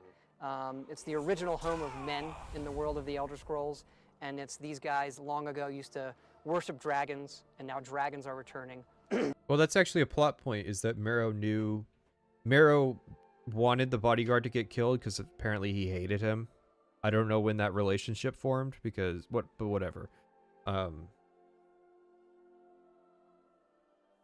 I'm thinking about it. All the noblemen that were at the assassination were like generic noblemen. They weren't the actual nobles of Solitude. So it's like, you have the basis of a good quest, but it's still kind of dumb. No, it isn't. What? You gotta be more specific.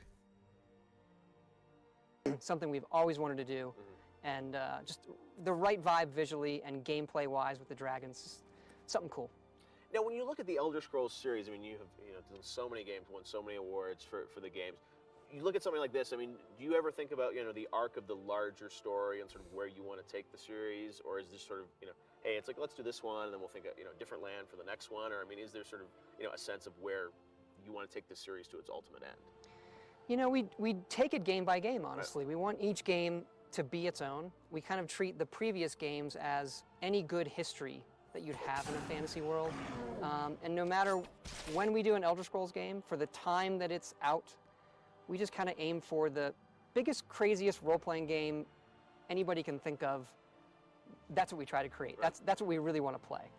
So we're definitely not thinking past this game. So the break to... Why would you say that? 5:55. Not thinking past this game.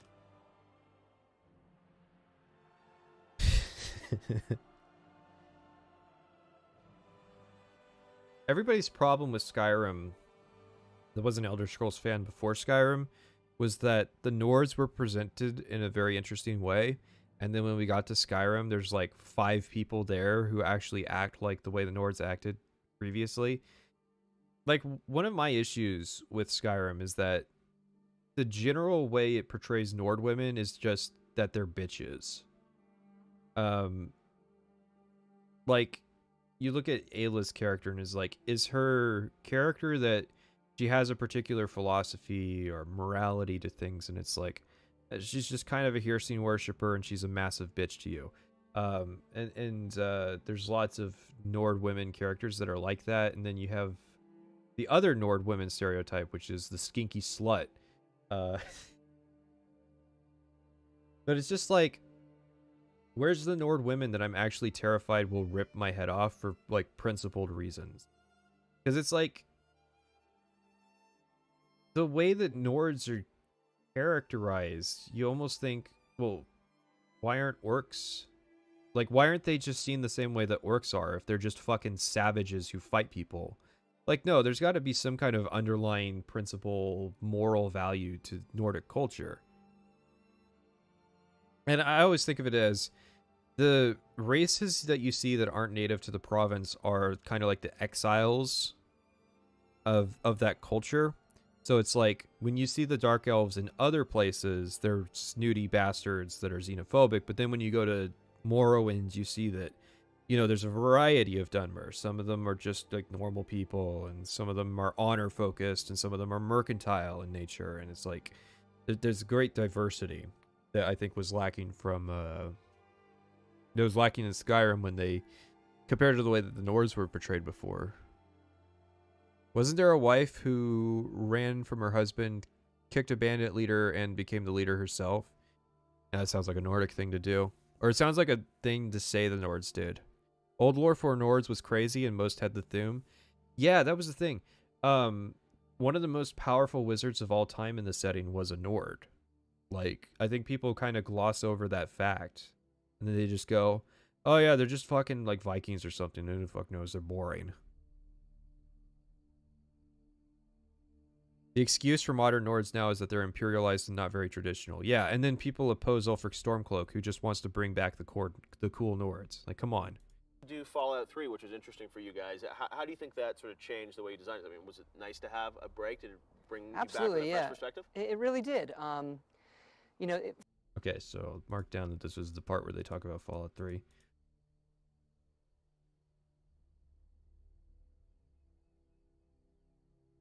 Oh, and I gotta specify, this is part 2 of the G4 TV interview.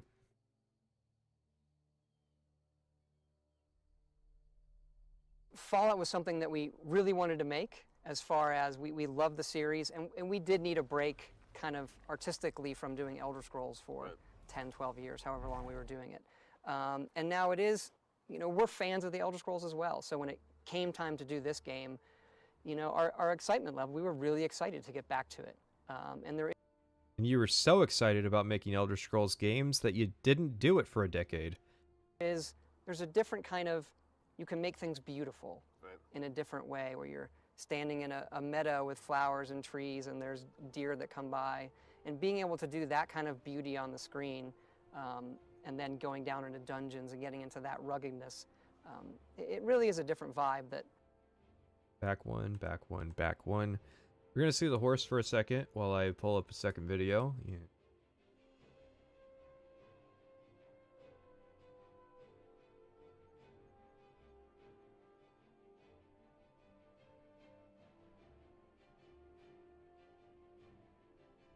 in a different way, where you're standing in a meadow with flowers and trees and there's deer that come by, and being able to do that kind of beauty on the screen, and then going down into dungeons and getting into that ruggedness, it really is a different vibe that we missed. And snow, right? Yeah, we spent a lot of time I hope you guys see what I mean by my choice there. rendering-wise on snow, and we're doing most of it dynamically, as opposed to an artist texturing something with snow on it. Right. We just found we were doing double duty. We're having to make rocks and chairs and trees and everything with or without snow at different orientations. So eventually our graphics guys programmed it so the snow can dynamically fall. We just make a piece of art once, and you say this is how much snow it has on it, and it looks great. Can Dragonborn? That sounds like bullshit to me. Okay, so the way it's typically done is, like my experiences with Unity, you can make an asset and then you can change the material. So you only have the model once, but you can change the material so that this one's snowy, this one's arid, etc., etc. As far as I'm aware, that's not how Skyrim works. So the way the Skyrim works, because it's Gamebryo, it's an old engine, is you just have a model. This is the model for the snowy rock. This is the model for the normal rock. And maybe what he means is they made a rock model and then they just changed the texture, which is a difference because it means that there's just two different models, as opposed to Unity, where you can have a single model but have a bunch of different materials for that model.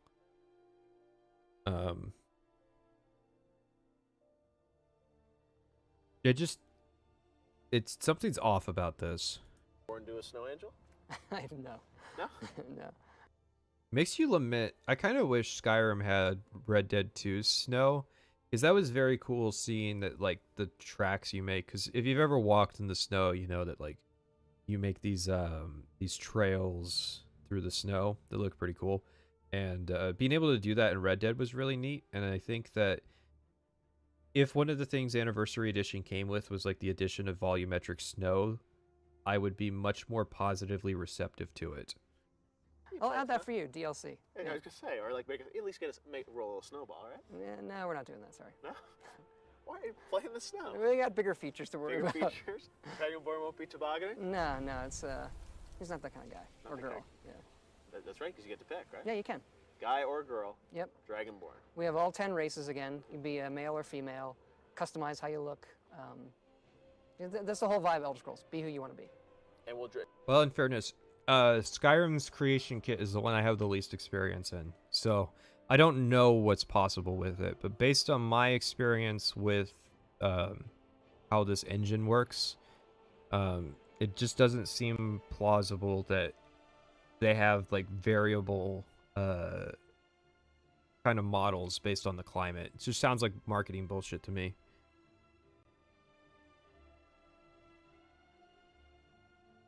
Does Dragonborn have a family? Are we going to meet his family, or he's a lone warrior?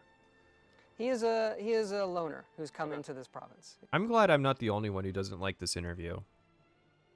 It's like, this is who Todd chooses to talk to, but he won't talk to me. He won't answer my DMs. Yeah. We'll find out more about him and the dragons. But he's not a dragon, right? He's not a dragon, no. First person, you never know, right? No, he's not a dragon. No.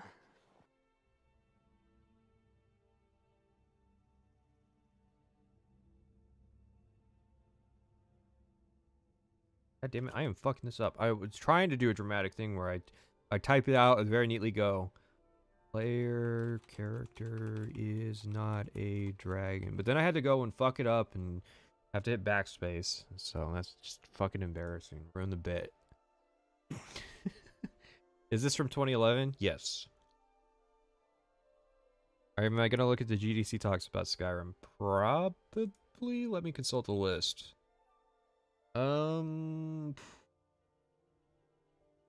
As far as video, okay, so this is the only videos that's in this one, because this one was supposed to be just articles. I have videos here. I have QuakeCon 2011. I have reliving the opening of Skyrim with the developers. I have the mod game jam they did, and they have the making of documentaries. So if you have anything, if you have Skyrim GDC talks, preferably contemporary ones, but you can do after the fact if it has interesting information. You can post them in the Discord or at me on Twitter, or leave a comment on this stream. Just posting it in stream chat's not gonna work that well though, because you'll just get filtered. A lot of gaming interviewers suck. Well, okay, so if I was to interview Todd Howard, I would do hours of research on the guy, and I would learn fucking everything there is about him. How he joined Bethesda, all the positions he held during all the games that he made. I would have all kinds of crazy detailed questions. That's not a benefit that I think Jeff Keighley really gets a lot. So it's like, G4 TV was like, you're going out to Utah to interview Todd Howard. He's like, fuck, okay, what's some, are the dragons gonna breathe fire? Fuck, I think that'll be a good question. It's like, plus I think, to land these things, because remember, every Todd Howard interview has to pass the Pete Hines test, and the Pete Hines test is, are you popular? Are you going to leak information that we don't want you to leak yet? Are you going to ask questions that are uncomfortable? If you can't pass the Pete Hines filter, then you get to talk to Pete Hines, and Pete Hines doesn't fucking say anything, because that's his job. His job is to just be like the junkyard dog of Bethesda who doesn't answer questions. People were asking him, like, so you guys working on Elder Scrolls 6? And he's like, we will tell you when we're working on Elder Scrolls 6 when we decide to tell you that we're working on Elder Scrolls 6. And it's like, thanks, no fucking shit. Let's go. We cannot wait to play this. Coming out in Awesome. November 11th. 11. And we got, more factions to learn about? More E3, hopefully we'll see some dragons in the big one. So this is pre-E3. Okay, that's a good clue. We're gonna be showing a lot more dragons at E3. I mean, I'm sure we could figure out in a second when this happened, but... A lot more shouts, talking factions, a lot of More shouts coming to E3. Absolutely, Have you yeah. been practicing your shouts? I will not be doing them. I'll have somebody else do it, like Jeremy. Let me ask you, the shouts, how did you come up with those? You have a guy who's like in charge of shouts? Emil Pagliarulo, who is the lead designer and writer. Alright, so Emil's in charge of the shouts. We got all that? Got it? That's good to know. Emil is in charge of shouts.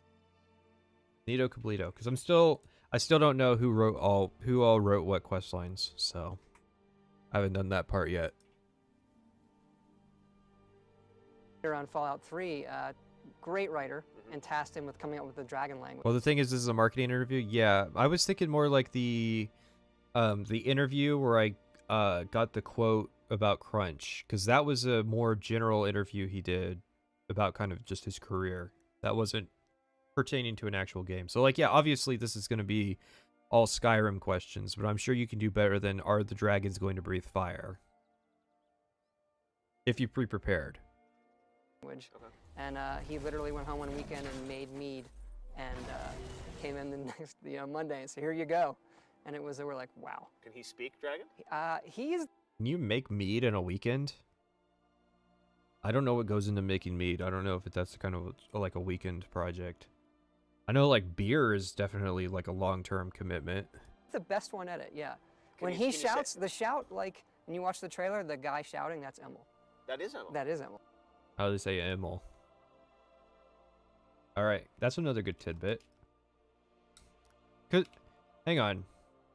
Emil is the guy in the trailer who does the shout. That sounds a lot like the shout that's in the game. F in the chat for Jeremy Soul Boys. I don't think the accusations are going to factor into his participation on Elder Scrolls 6. I think more than likely it's going to be that Jeremy Soul had a very long career in the games industry. Because the thing is, most of the accusations have been discounted or just, we can't prove it either way. And I think Wikipedia has taken the accusation, or at least made it not its own section. So, I'll look that up real quick. It used to be, when you went to Jeremy Soul's Wikipedia page, you would get, yeah, so,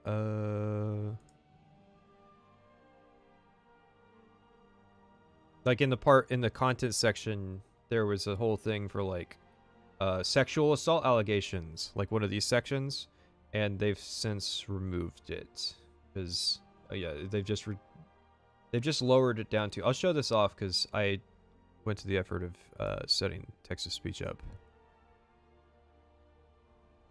Whoops. That's the whole page. I just want this part. Soul's works have been played. No. Fuck all that.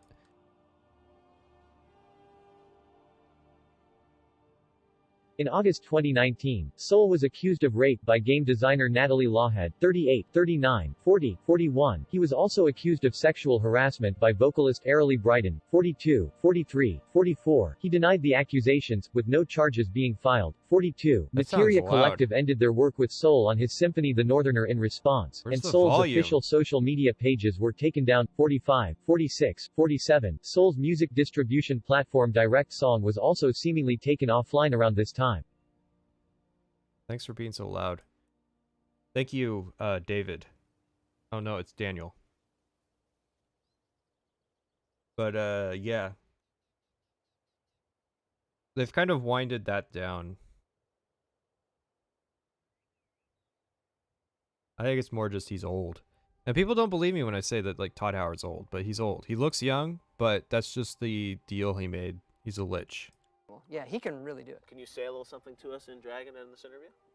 I'm not that good at it. No. Thank you, or check out the game. I can do Pre-order that. now. No, because we don't have that part filled out. It's just really like really basic substitution language. No. Dovahkiin. Pre-order Mr. now at GameStop. Graffarin. Is that what you said? Right. All right, it is Skyrim. You guys can check it out on November 11th, and we'll see you at E3, I'm sure, Tom. Absolutely. Cool, thanks. Thanks. All right, that is the G4 TV interview. So, pop this up. Oh no, the horse is in the way. So yeah, that's the main stuff we sussed out. And probably gonna keep going for a while. This is going fine. But we're probably gonna do a bit of chatting with chat. Let me pop the horse back up. Gaming journalism is not and should not be respected. Yeah, that's because a lot of gaming journalism's too new for there to be anybody who grew up just dying to be a games journalist. So like if I think give it 10 more years and you'll start having like semi-respectable games journalists out there. And I mean, the current outlets are always going to be a joke. If anybody's going to be a respectable gaming journalist, it's probably going to be in a new outlet, not a name that's currently known. So that's just the way it is. We're at 672 current viewers. That's cool. With the Oblivion streams, we were usually getting like 200-300 people. So it's interesting to see how things have grown.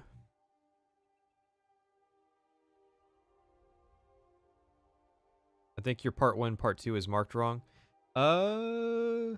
Is it? No. I just don't have part 1 marked in the notes. But I have a distinguished part 2.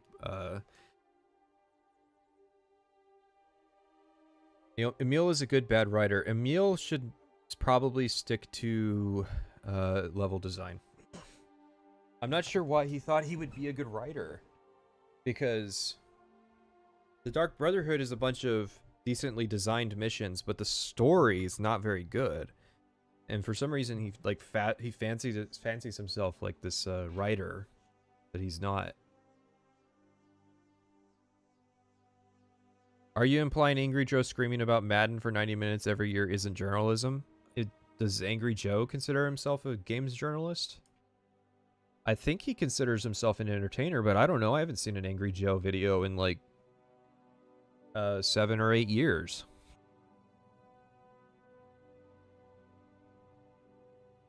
We have a bunch of people who used to be regular journalists or just middling lit majors. It needs to develop. Yes, that and game or culture is not very developed at the moment. Well, yeah, this is my point. Is it's like where games were 20 years ago, where you just had a bunch of like computer science majors or like movie people that were failed in their industries and so settled on making video games. But now you're seeing games journalists that are like, or not games journalists, game developers who kind of grew up and have more of a passion for it, entering the industry.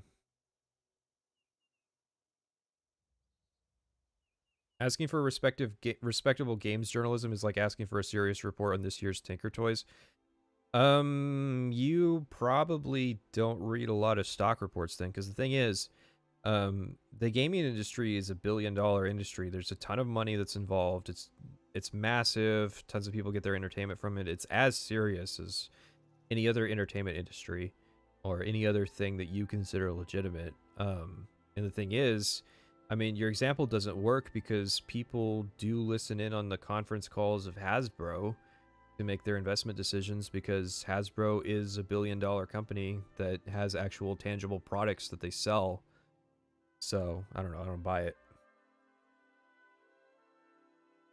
Isn't Angry Joe just a reviewer? Doing game reviews is hardly journalism. Yeah, I'm under that impression as well. That I don't think he ever took himself as a games journalist.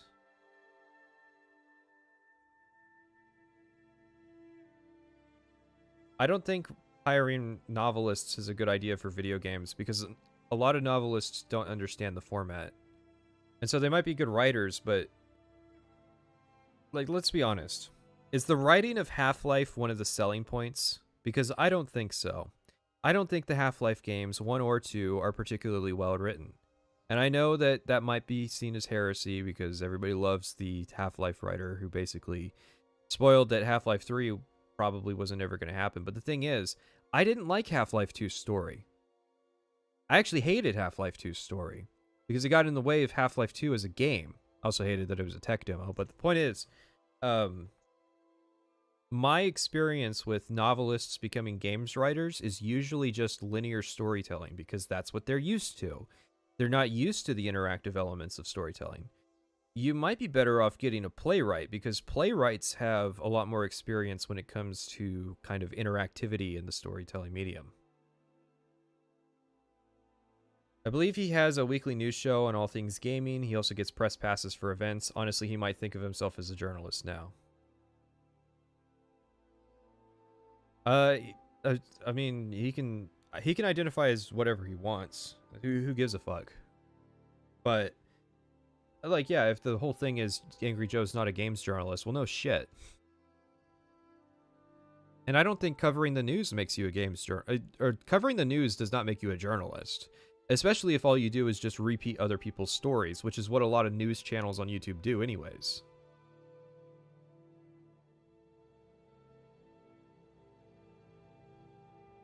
You need some guy who's written a lot of D&D campaigns or something.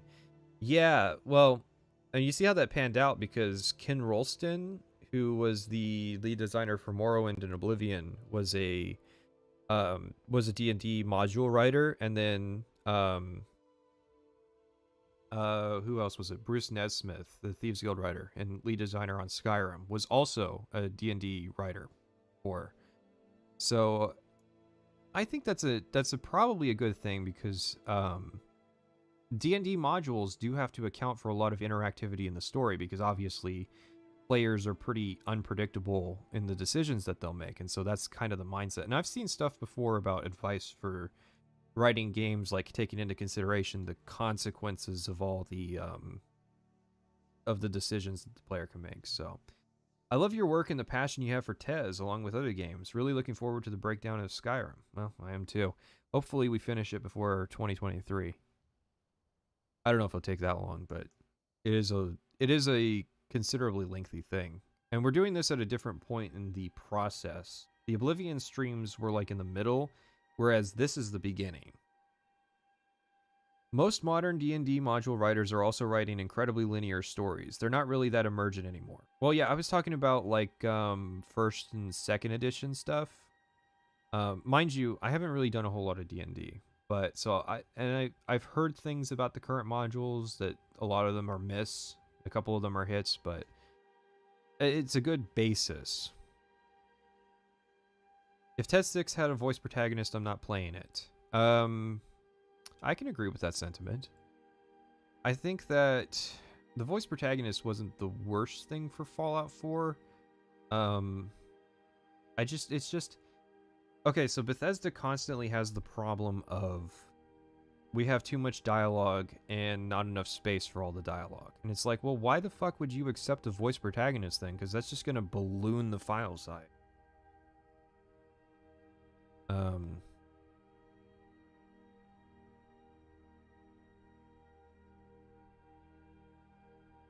With D&D, you have a safety net, DM. DM can alter the story and stuff if they decide to divert from the linear path. Well, this is where I mentioned the Plague of Gripes video again about... It's this video about Baldur's Gate, and it's surprising that it's one of his less viewed videos because it's probably one of his most insightful when he talks about game development. He wasn't a game developer, he's an artist / farmer, but he makes a really good point about how video games are kind of toxic dungeon masters because good dungeon masters would never do any of the shit that video games do all the time.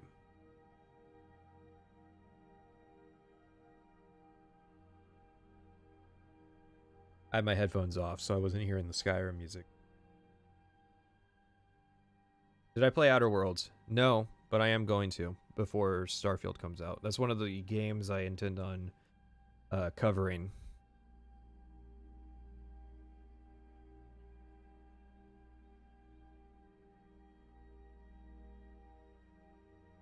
I like Yang Ye as an opinion writer. Give the context, then give opinions. His purely reporting videos are huge misses. I watched Yang Ye around the time of Metal Gear Survive. That's why I was familiar with that particular story. And I kind of fell off the wagon with not just him, but like a lot of YouTube kind of games reporting. Because it just kind of seemed lame, and I realized that I didn't give a shit about the modern games industry.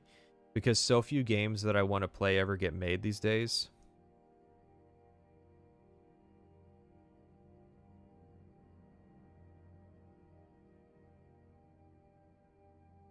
Should Elder Scrolls go back to Morrowind text-based conversations? Well, they should, but they obviously won't. What should happen is some indie AA company with a couple $1 million make an open world role-playing game with hybrid dialogue. So it's like all the key emotional parts are voiced, but most of the sort of more informative dialogue is textual, and then you can just use that. And if they do a good job of showing the storytelling potential of that, then you might have kind of a push. Basically, what I want to happen is what is going on with like boomer shooters right now is they're having a huge indie resurgence, and I think that give it a couple years and you'll start to see that for role-playing games as well. Young Yeah is dead to me after the Cyberpunk debacle. Well, I didn't watch him that long. But I can imagine what you're talking about because I've heard some things about the way people conducted themselves during the Cyberpunk thing. I didn't realize that I was one of the more charitable people when it came to Cyberpunk. Will I play the Elden Ring? Yes, probably. Will I review it? Probably not. I just don't have the time. I did not promise to review Dark Souls at 100k. I don't know who came up with that lie, but it was not me.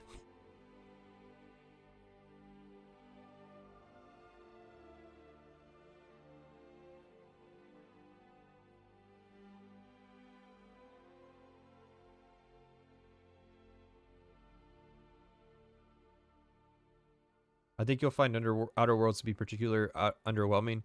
That's what I keep hearing, is that it's like it'll be underwhelming to me, but a lot of people enjoy it for like more flaccid reasons.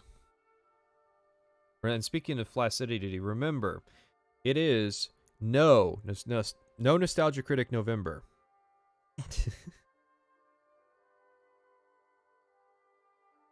Someone who knows, fill us in on what happened with Cyberpunk and Young Yeah. Because I'm kind of curious. You keep bringing it up. Is it just that, like, he went overboard with representing the bugs? Or, like, did he do a bunch of stuff where it's like, CD Projekt Red will not survive the next month based on Cyber... It's like, fucking... Come on. Be more realistic. I saw somebody who recently said that, like, Cyberpunk is finished because only less than 10% of the overall player base is still playing it. It's like, yeah, it's a fucking single-player game. It's only been a year. How many people are doing their second playthroughs at this time? I wouldn't be if I didn't have a YouTube channel. But give it a couple years, and yeah, I probably would have replayed Cyberpunk because I liked it enough to replay it at some point. I just didn't like the intro. The intro is still dog shit, by the way.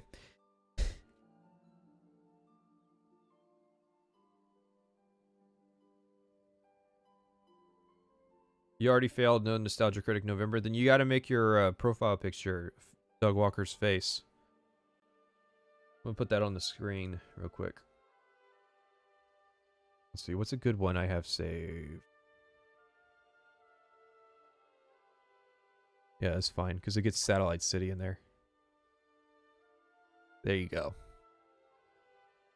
You fail no Nostalgia Critic November, you gotta put that Doug Walker face in your profile picture.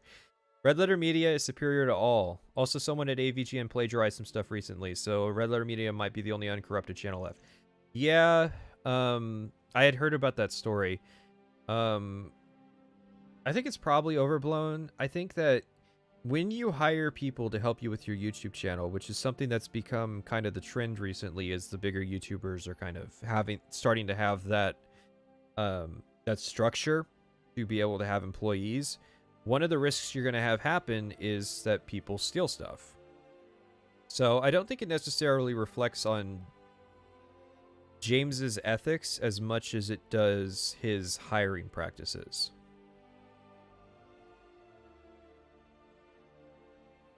We do need another video game crash, but I think the video game crash is one of those things that like people go crazy about. I doubt it will ever happen because the industry is fairly diverse with its investments now, that you would have to have widespread systemic fiscal failures for there to be a modern video game crash. Honestly, I think you're living through as close as you can get to it, because think about how few AAA games are coming out this year compared to how many were coming out back in 2016, 2017. So Any ideas on why the animations in Skyrim were so awful? Even kill moves that have enemies and completely directed animations feel weird and messy. A lot of those animation issues have to do with it wasn't until very recently that animation kind of came up with good ways to deal with the problem of two different models that aren't connected to each other interacting. So like you'll see this a lot with Mass Effect. Like they try to avoid having like handshakes or anything like that because it just looks bad. It's sort of a modern thing that kind of thing doesn't look like dog shit. Do I think Avowed will make a pretty good challenge to Test 6? I thought that until they took on like 15 different projects. So now I don't know.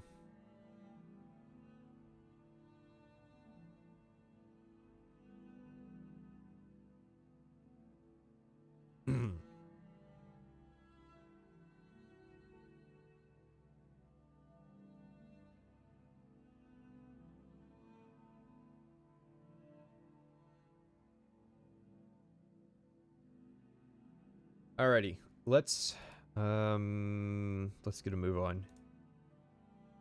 So I gotta make sure cross this off my list.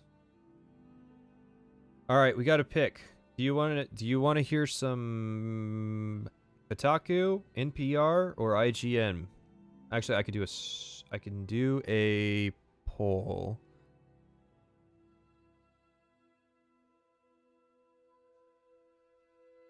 Kotaku, NPR, add option, IGN.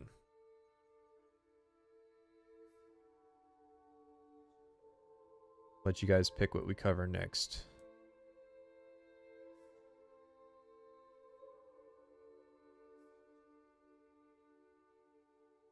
Part of the issue is that you can't slide a sword through a model in the creation engine and actually leave a hole in it. Dynamic model modifications and such are beyond its scope. They did dismemberment in like Fallout 3. They absolutely could have. You know that this specific animation causes this specific issue, and so, you know, that kind of a hole in a model, I mean, you wouldn't be able to see through it, but it would just be a decal. But texture work is not the issue with Skyrim's animations as much as like connection, because you'll just have stuff where like there's this dragon kill animation that's really bad. It's like the one-handed sword dragon kill animation where it's just your character will be straight up floating off the head, because it's like you climb up on top of them and you start slashing them on top, but it's like your character gradually drifts to the right until eventually they're just like levitating.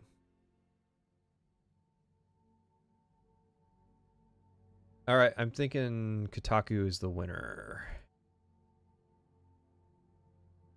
Can I see the results? Okay, there it goes. Kotaku 42%, IGN 32%. Alrighty. People have spoken. I don't know if this is necessarily a particularly substantive Kotaku article. Will I have to do a caption, though? Nope. Okay. Alright. Let's pray that this doesn't fuck me. This one. Get this shit off the screen. Fucking nostalgia critic. Oh, the chat looks like shit, though. Alright, hang on. Band-Aid solution. I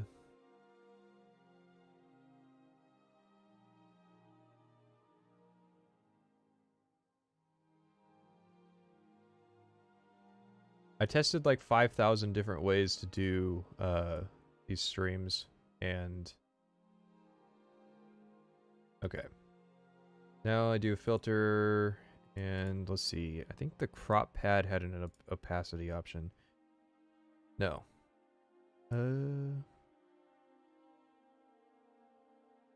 Was it the color key? Yeah.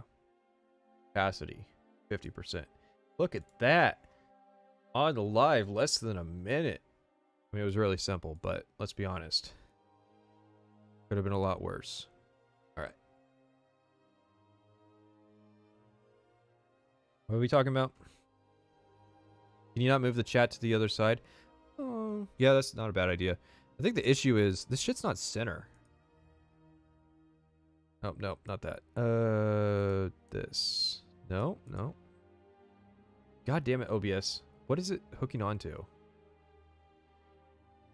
Literally lock everything. Oh, that's because it's... No. So we just...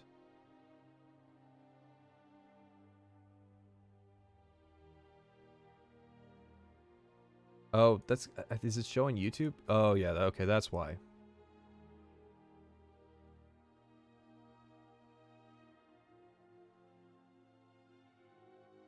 Alright.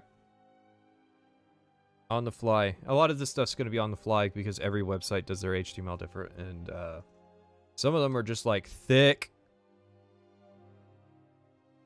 So, let's see if Daniel... he had a thing where I could get him to read the page and it like uses the... yeah, it uses the code to figure out what... Because all this is articles and articles. Well, I'm glad you're impressed, Private Sessions. Because I was impressed with your stream. You had, like, weird effects going on and stuff. It looked cool. Stream is 10% more professional. Well, I'll give it enough time. The horse got moved. That was what was happening.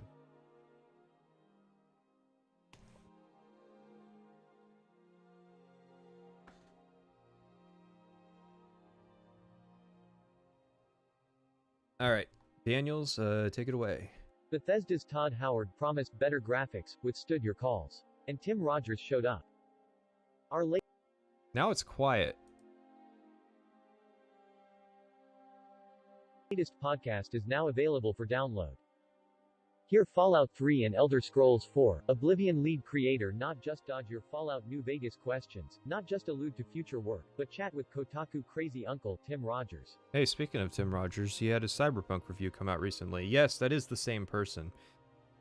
There's something off about Tim Rogers, and I had to think about it, and I realized what it was. So, most people who do kind of the long-form content creation thing are like internal, inspired, you know, they're part of the community. Tim Rogers is kind of an outsider to our community. So he's coming in and doing our thing, but he's doing it in a way that he's thinks it should be done. He's more familiar with as a journalist. So it's like he had this idea where he released his Cyberpunk video in parts, so just expressly so that he could go back and issue correction, like change the video, re-export it, and re-upload it, and pretend that he never made the mistake in the first place. Well, that's not expressly what he stated the reason was, but let's be honest, he's a journalist, and what do journalists love to do? That's why we do these archives. Journalists love to change articles after the fact.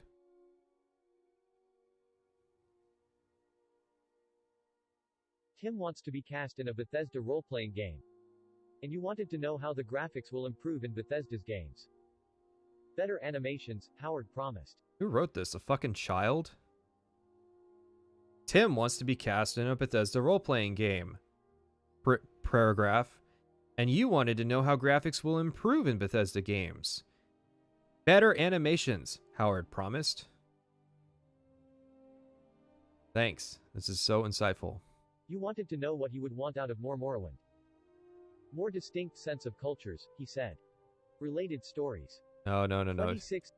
Go past you that. asked so many more questions about career paths to gaming. I need to click on more things in Fallout 3 and Todd's favorite 2009 game, Uncharted 2, sort of. Give it a download and a listen. Oh. What a disappointment. This article sucks.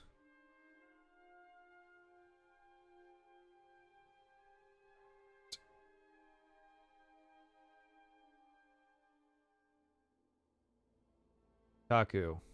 Todd Howard's favorite game of 2009 is Uncharted 2. That's literally the only thing that's mildly useful, and I probably won't use it. He ain't got that YouTube street cred. That's what I'm saying. But the thing, really, what I'm saying is, he didn't have to contend with an era when Joseph Anderson was like the only option. So, or he didn't have to pick when the old school Joseph Anderson gang went to war with the Mauler crew. So, yeah, that was an article. I guess it's just summarizing... What is it summarizing? This... Hang on. I don't know where this goes, so I'm going to click on it, and we're going to see. It goes to an archive that...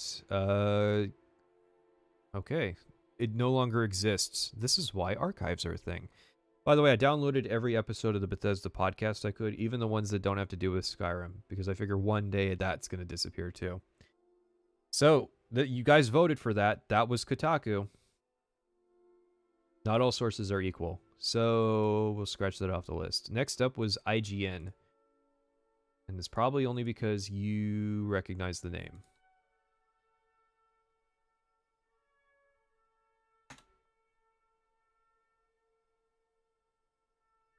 Someone gave me 150. Is there an option I can set where people who give 150 can send a message? Because I think it's kind of fucked up that you can't send a message unless you send $2. And I know that that would be chaos for all those streams that read all the super chats, but it's like, you know, sometimes the super chats say interesting things that I want to respond to. All right, zoom this boy in. Where did Joseph Anderson disappear to anyways? Apparently life stuff. The guy is living that that Octomom lifestyle of having 3,000 kids.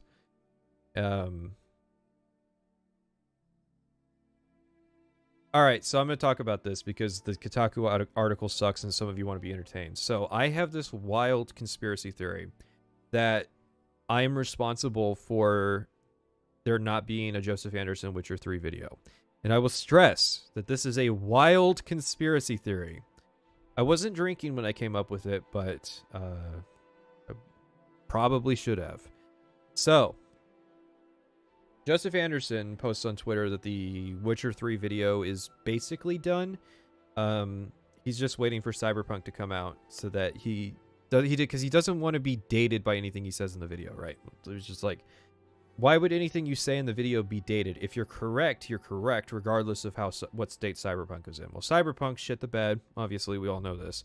And apparently this affected a bunch of things that he said in the video or some shit. Plus, he had some life stuff come up. But what I really think happened was, back when I released the Morrowind video, one of my big concerns was that Joseph Anderson was going to drop that video because I didn't want to put the Morrowind video out and then like a day later, Joseph Anderson comes out with the video, because when it comes to, back then at least anyways, when it came to a choice between, are you going to watch PatricianTV, this guy you've never heard of, or are you going to watch Joseph Anderson, this established video game analyst, I would have lost that competition. So my big concern was being first and being early. Well, I think Joseph Anderson, again, the wild conspiracy theory based on nothing, Joseph Anderson probably wanted to have the longest review on YouTube, and then suddenly I blew up, and it's like, well, shit, my 6-hour Witcher 3 video is no longer sufficient to be the longest on YouTube. I guess I'll just be depressed. Now we're clear. This is a wild and unhinged conspiracy theory. I do not legitimately think that Joseph Anderson even knows who I am. So, Noah Caldwell Gervais is alright for somebody whose videos I can't stand watching. And I think it's like, there was that comment that had like, unsolicited opinions on Israel. I think that's Noah Caldwell Gervais' problems, is like he'll be talking about Watch Dogs and then it's unsolicited opinions on the US government spying on its citizens. Which, I mean, I guess that might come up in a Watch Dogs video, but I don't know. There's something about the way that he handles it that doesn't sit well with me, and it's probably just that I disagree with him.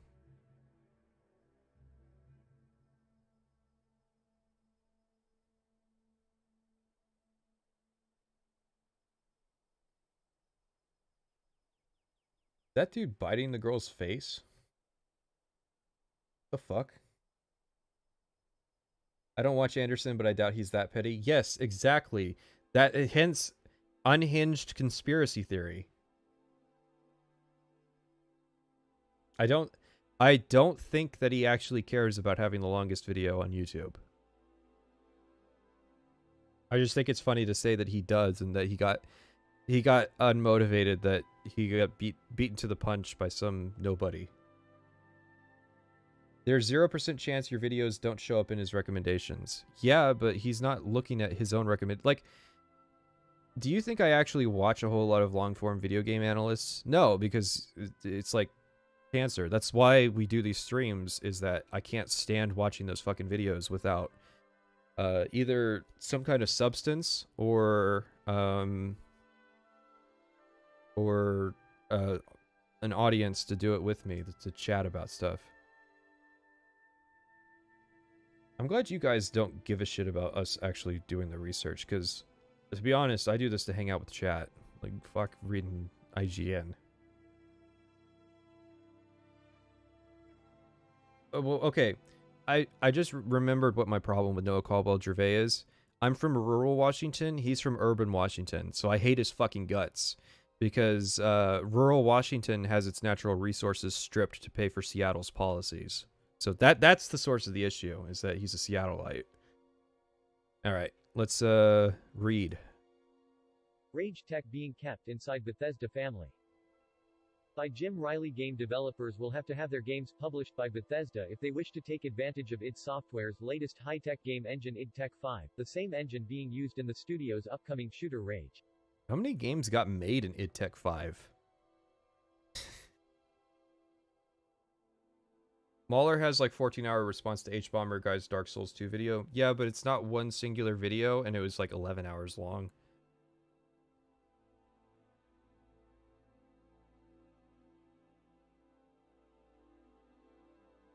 Plus, it's not like expressly game analysis, it's response, so.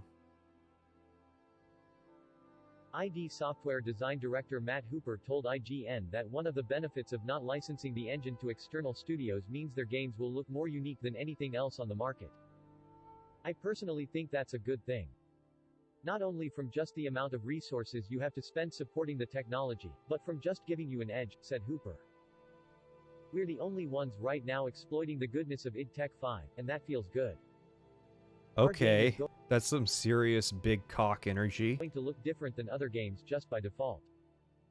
It doesn't matter what we do with the technology, I guarantee it will look different than other games, he added. Hooper noted that the company originally wanted to license their engine out to anyone with an interest, but the acquisition by ZeniMax Media helped influence their decision. Basically, they were told, those licensing agreements for your engine that you come up with, you're not allowed to do those anymore. That's our engine, baby. The fuck does this have to do with Skyrim? Our original path was actually to develop the tech to license it. We do have still a supporting tool. You don't need tech to license shit, you need a lawyer. What the fuck are you talking about, the tech to license it? What, were you using some fucking proprietary software that you didn't have permission to share? Come on, that's obviously bullshit. Team, he said.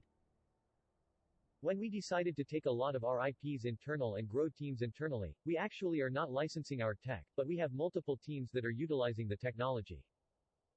When we merged with Bethesda, it was some of their decision to saying, why don't you keep some of your edge? John? Yeah, what a huge advantage holding on to id Tech 5 was. That just means that you lost market capitalization to Unity and Unreal Engine 4. Carmack has done so many things for the industry, let's keep that edge on our side and make great games. That's how you're successful in this business, Hooper added. Bethesda game director. Yeah, and look how that worked out. 5 whole games got made on the engine. How much fucking money did you make from licensing id Tech 5 compared to what you would have made if anybody was allowed to use it? Todd Howard explained in a separate interview with IGN that his game would not use id Tech 5. The studio's new engine built for its upcoming title is more beneficial to creating huge, open-world games, such as Fallout 3 and The Elder Scrolls 4, Oblivion, while id Tech 5 is better for more contained environments. We decided to really reboot our technology after Fallout 3. Yeah, but that sounds like a lie, because people had access to id Tech before the ZeniMax acquisition. It was the ZeniMax acquisition that made them decide that they were going to do like a gated community style to using the engine. And look how that turned out. Again, not too many companies got to use it. And then John Carmack left to go make VR. So we had been making plans for that and started doing some things. The id thing came along later, so it's a mix of that plus the kinds of games we do are a bit bigger. Alright, this article has fuck all to do with anything. Nice. And this is why we're probably only going to do the reading streams a couple times before we run out of stuff. Because a lot of articles are like this, let's be honest. Bethesda's not the best at kind of sharing information about their games. They keep their cards close to their chest. Seattle people are moving into my region and are buying everything up and building ugly new age buildings. Seattle is bad news. I'm gonna guess you live in Boise then. And more. Report. Alright. So, what's going on with you, chat? What's the argument for or against what? Are you saying that's what the article needs? Because that's not necessarily true. It's not an essay. It basically translates out to, here's our excuse for why our old school policy of being able to license out id Tech is no longer valid due to a greedy company acquiring us and monopolizing our engine. And guess what? It ended up being a bad decision.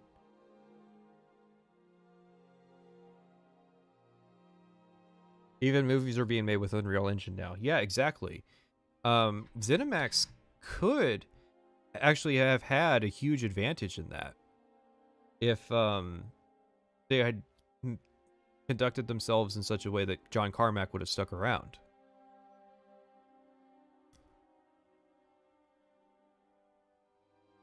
Am I a survivalist living in the Pacific Northwest? No, I had to leave.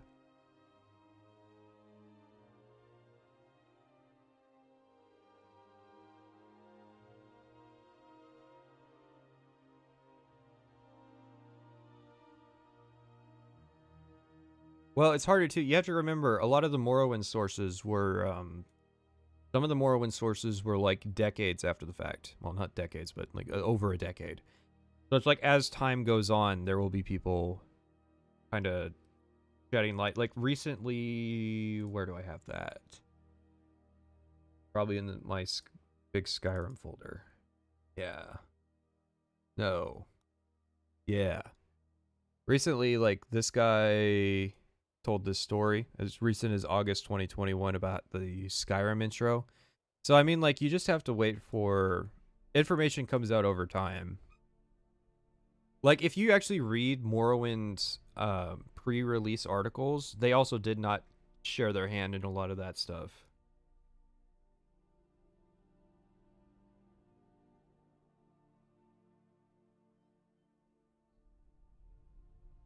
Washington needs to build a wall around Seattle and turn it into Arkham City. Yes, Washington needs to redistrict itself so that Seattle doesn't dominate the entire state. And then they'll claim that it's like conservative gerrymandering, when in reality it's that the entire state of Washington votes red except for one county, and that one county is allowed to dictate the entire state's policy for everybody else with zero compromise.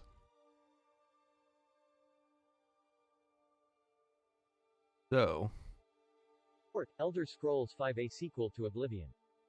Get ready to return to Cyrodiil. Oh, that's embarrassing. Get ready to return to Cyrodiil? Okay, I gotta write that down, because that's just funny.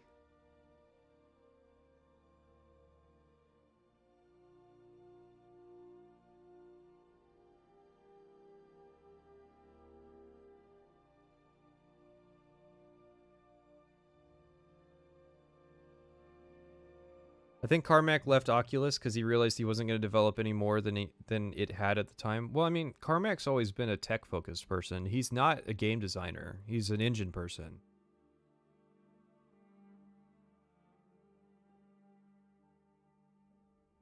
Land doesn't vote, people do.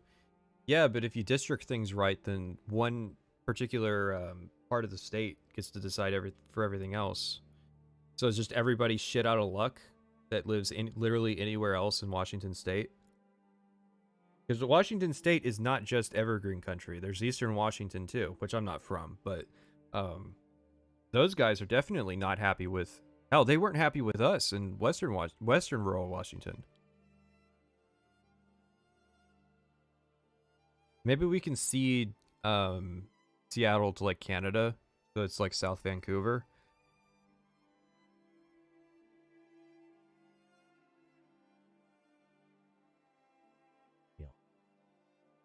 According to a new report from Eurogamer Denmark, Bethesda Softworks Hey, why aren't we reading that instead of this is shit? currently developing a 5th title in the Elder Scrolls series. Yeah, blah blah.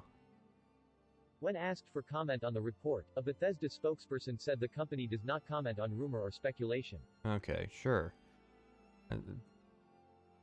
According to a new report from No, I like this part. So this is May 4th, 2020.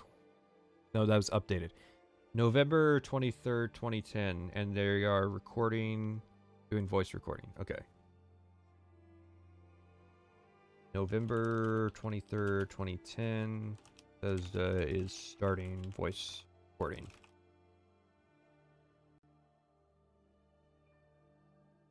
There aren't blue states, just blue cities, etc. Yeah, that's exactly my point. And a lot of people from Seattle have a degree of myopia that there's just that every other part of the state is just like rural farms and shit, and it's like, no, there's other towns and areas that have pretty conservative values. And then they because like they'll complain like Washington State has a racism secret, and it's like, no, it's not a racism secret. There's just no black people here, and there's historical reasons for that. And not tied to racism. It's just, you know, there weren't slaves south of Washington, so. My issue with Todd, does he have anything he says in his game design beyond catering a mass appeal? I mean, he has some unique design philosophies, like, as shit as it is, like his idea that players shouldn't make a choice in the beginning of the game that damns them for the rest of their playthrough. That is a unique design philosophy that is based on sort of a intellectual opinion. I disagree with it. A lot of people disagree with it, but it is something that he gets to claim as his.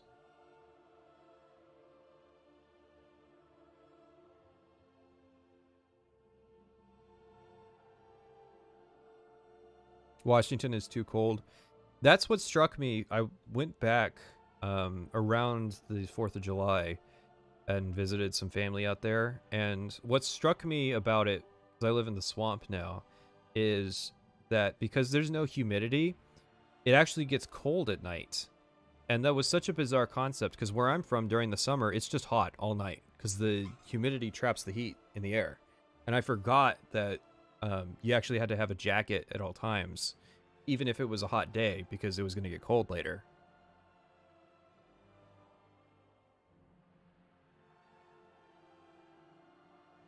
Where is this? In an interview.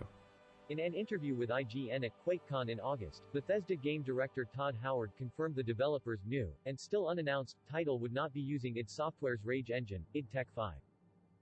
Instead, Bethesda has created an entirely new game engine. Okay, so this sounds like a game of telephone.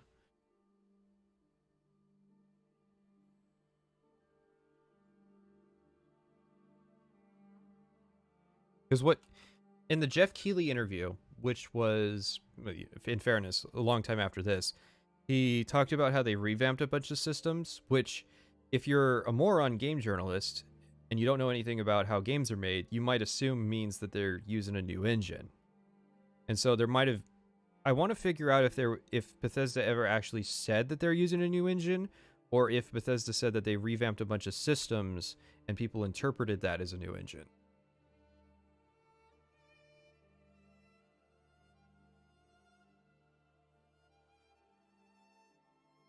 Well, okay. My basis for that is Todd Howard took over the Elder Scrolls series from Julian LeFay. Julian LeFay kind of had an idea that it should be simulated D&D, and so a lot of its procedural generation, because the game serves the role of a dungeon master rather than a storyteller, which there's a distinction because dungeon masters have to be dynamic. Storytellers have a set story in mind. So, Todd Howard disagreed. Todd Howard thought that the world should be handcrafted. And the basis for that, LeFay wasn't wrong. LeFay was early. I think today he would thrive. But back then, Howard was right because the scope of games at the time were such that you really did have to handcraft stuff to make it interesting. And obviously it worked out because Skyrim is one of the most bought games today. So there was more than just make it more accessible to his sentiment. The Todd Howard strikes me as sort of a person who has intelligence behind him, and you can say he's appealing to stupid people, but that doesn't make him a stupid person. That just means that he has business sense. Because if you look at it from the perspective of, did Bethesda make money? The answer is yeah.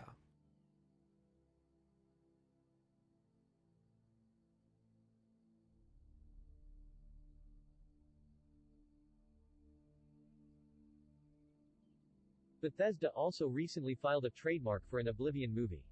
See, that's something I hadn't heard before.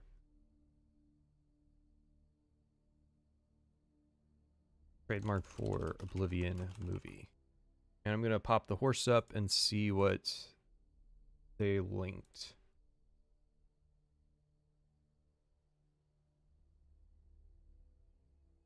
And it just took me to the homepage of IGN. Awesome. So, who the fuck knows what this is about an Oblivion movie? Sounds like a bad idea to me, but, you know.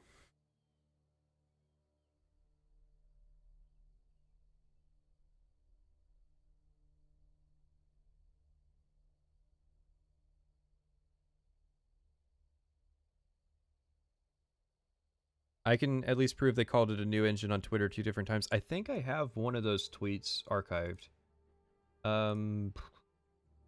Alright, scratch that off the list. Twitter. Oh, yeah, it's the next fucking link on my list. Alright.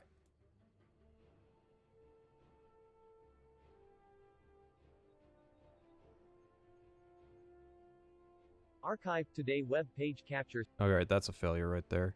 Thank you. Where is it?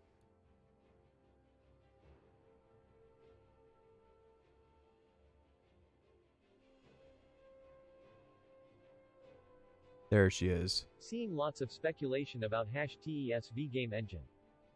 It's brand new, and it's spectacular. And they said that. 9:37 He was about to say when they said that. a.m. the 12th of December 2010. Okay, so let's see. 12/10, 2010.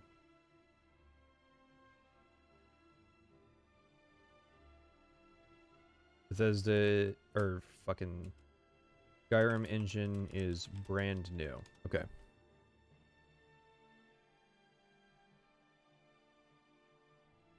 It might have got scraped after that Tom Cruise Oblivion movie. Well, that's what that time, does that match up in the timeline? I mean, they can still oh yeah. I have this, but I'm not using it. This is the, you'll recognize it if you were there for the E3 stream. This is a green screen I came up with, but it kind of sucks for this because it makes everything small. So let's see. Oblivion movie was 2013. When did it start production? Production, development. Alright, here's the critical line.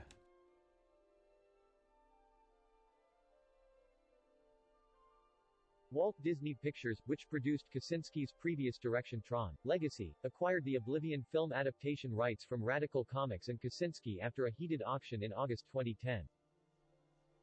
So your timeline matches up.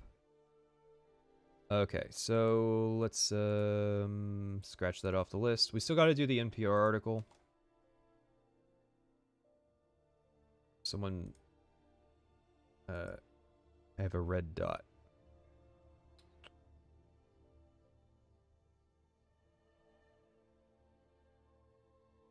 Okay, so I didn't see the second Twitter link, but I'll that's gonna have to be for next Monday. The guy lives rent-free in my wallet. Can't think he's dumb, Lamau. Yeah. I mean, that's basically it. Okay, so. Can we... God damn it. Fucking NPR. Making me actually change my crop. Right. 400. Oh no, that's not the reading browser. This is the YouTube browser. Fuck, I don't know if I want to change the crop on this because it's set to just show the YouTube thing. Oh, it's not too big an issue. Okay.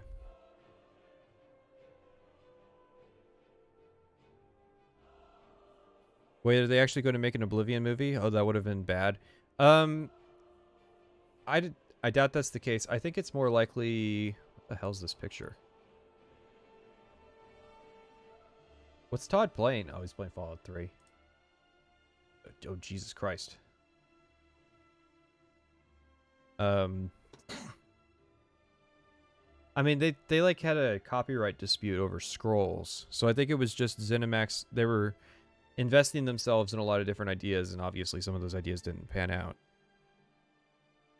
But I doubt an Oblivion movie would have been impossible.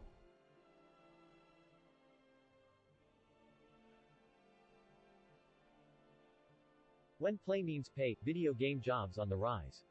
Download. Transcript. Todd Howard, the game director for Bethesda Softworks, plays Fallout 3 in his office. He says the casual culture is one of the attractions of a career in the video game industry. Oh man, that's a Imagine having a quote that that's really funny in modern day. What with crunch culture. boss who encourages you to play games during the workday. It's a reality for many people in the video game industry, including Todd Howard. At midday on a recent Friday, he was playing Fallout 3 in his office. When Howard, 39, first started at Bethesda Softworks in Rockville, Maryland, 15 years ago, his parents told him to have a backup plan. Now he's the company's game director. Howard oversaw the creation of Fallout 3, a popular coming-of-age video game. I saw you skip that. Now he's the company's game director. Howard oversaw the creation of Fallout 3, a popular coming-of-age video game. Yeah, okay. Demonstrate. In fairness, Bethesda doesn't practice crunch. I think more people need to be made aware of that, or at least they used not to. I don't know if they do now. I don't imagine they do, because Howard's still in charge. It's the game to. Now, as for other ZeniMax-run companies, that's a whole different thing.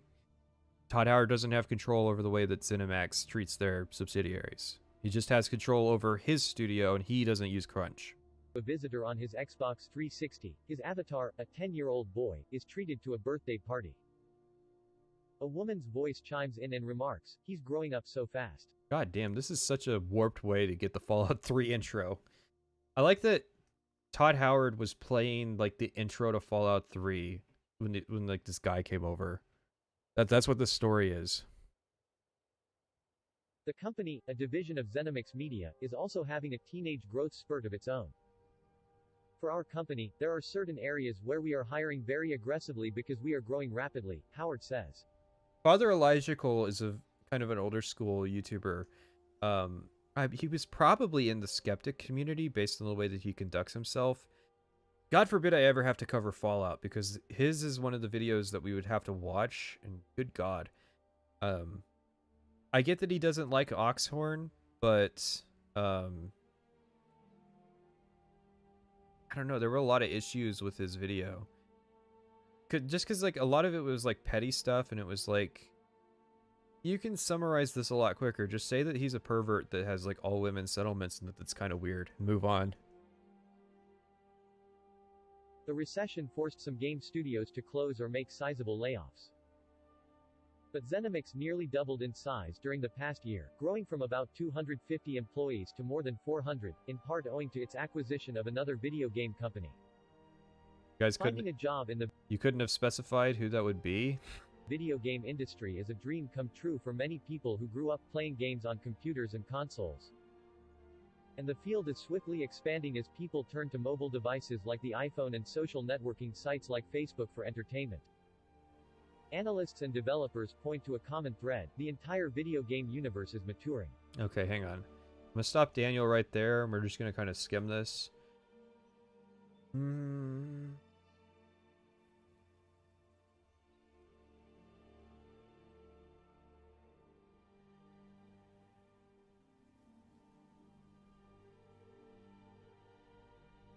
Howard, of Bethesda Softworks, says people also want jobs in the video game industry because a day at the office is casual, not corporate. Sometimes I equate it to an organized fraternity. Uh...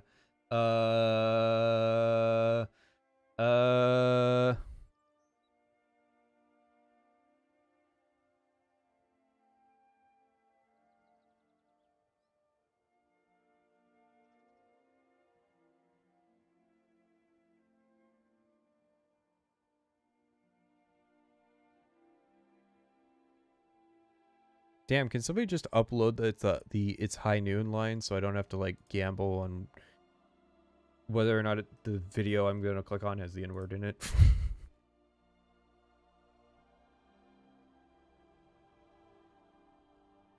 That's a sentiment that didn't age particularly well. Howard says, we play games at lunch, we have a giant movie theater in the building, we have a pool table, and we have multiple video game setups. They also have their own chef. Oh, that's So, employees that's kind of cool. effectively live at the office. Oh, that's not so cool. We back that up They here. also have their own chef. So, employees effectively live at the office. It's an industry that values creative collaborations among artists, designers, and programmers. Nobody tell the person who asks why we posted a picture of McCree why we did that. The majority of jobs are full-time with benefits, and it's a fluid career with people moving across the country, or the world, to take on new projects. But recruiter Mary Margaret Walker says these patterns may change. I think we will see more consulting and more contracting and more virtual working. Oh boy, were you ever fucking right. Walker says. That means video game development teams may no longer work and play in the same physical space. At the Bethesda Softworks headquarters, No, there's not really any crunch issues at Bethesda because Todd Howard had some really bad experiences with crunch in the past, and so he decided not to run his company that way. That was as of like 2018. Howard works near his team of nearly 100 developers. With an Xbox 360 controller in his hands, he says, the greatest feeling in the world is making a game and then going to the store and seeing somebody buy it. Todd Howard has said that the greatest feeling is making a game and seeing someone buy it.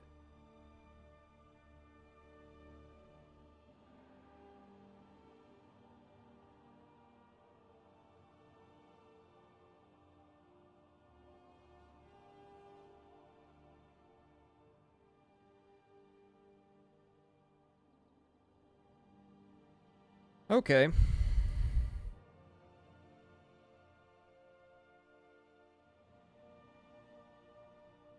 Who's McCree? Do I have a picture I can even show on YouTube of McCree? Seems like a...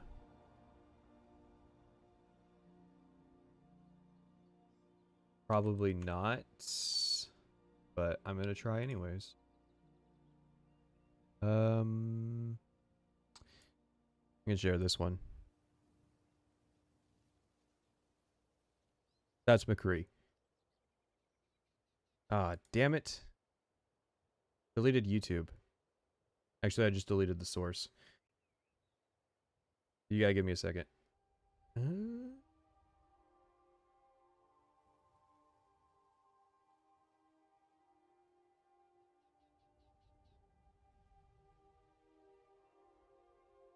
Yeah, kind of like that.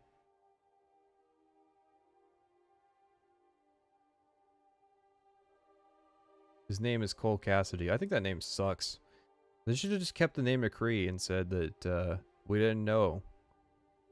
That's a reasonable thing to say. We didn't know.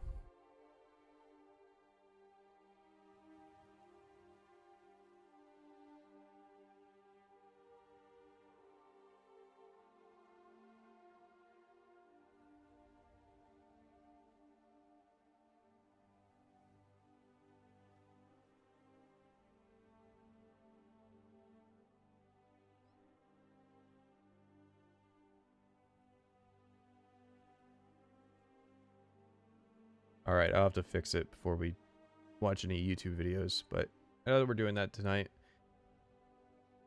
Alright, back to it. What are we talking about? Nothing cool, it looks like. Check. Everything's cool. 620 viewers. Yeah, I think the text-to-speech is killing people. It's very special. The journey from start to finish for a big console game can easily take about 3 years and cost more than $100 million. These high stakes, and new gaming platforms, are among the reasons smaller, independent companies are taking root to produce games for the future. Yeah, but who said that? Is that your opinion, Mr. Joshua Brockman? Alrighty.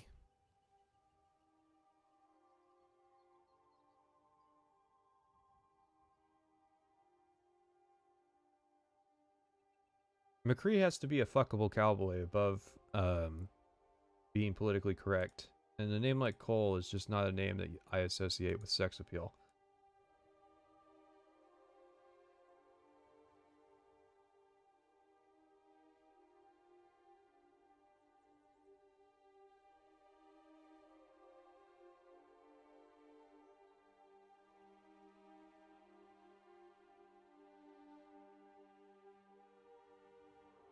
It's like that, except with more sex crimes involved. Alright, I won't say sex crimes, but sex issues.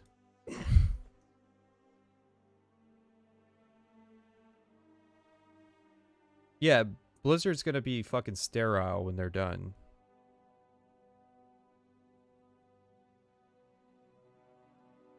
Alright.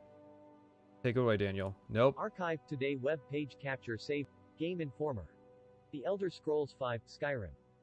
Skyrim, Dragonborn DLC info leak. That's the wrong thing. God, who wrote this webpage? V, Skyrim. The technology. Okay, if you're blind, text-to-speech is one of the ways that you kind of have to consume this information. And if you don't format shit right, then what happens is the text-to-speech latches on to, like, all this shit on the sidebar first before the story, when the sidebar stuff should be after the story. Behind the Elder Scrolls V, Skyrim. The Xbox 360 launched in November 2005 with a handful of titles, but it wasn't until the Elder Scrolls 4, Oblivion released in the following March that gamers truly understood the power of next-generation consoles. Sure.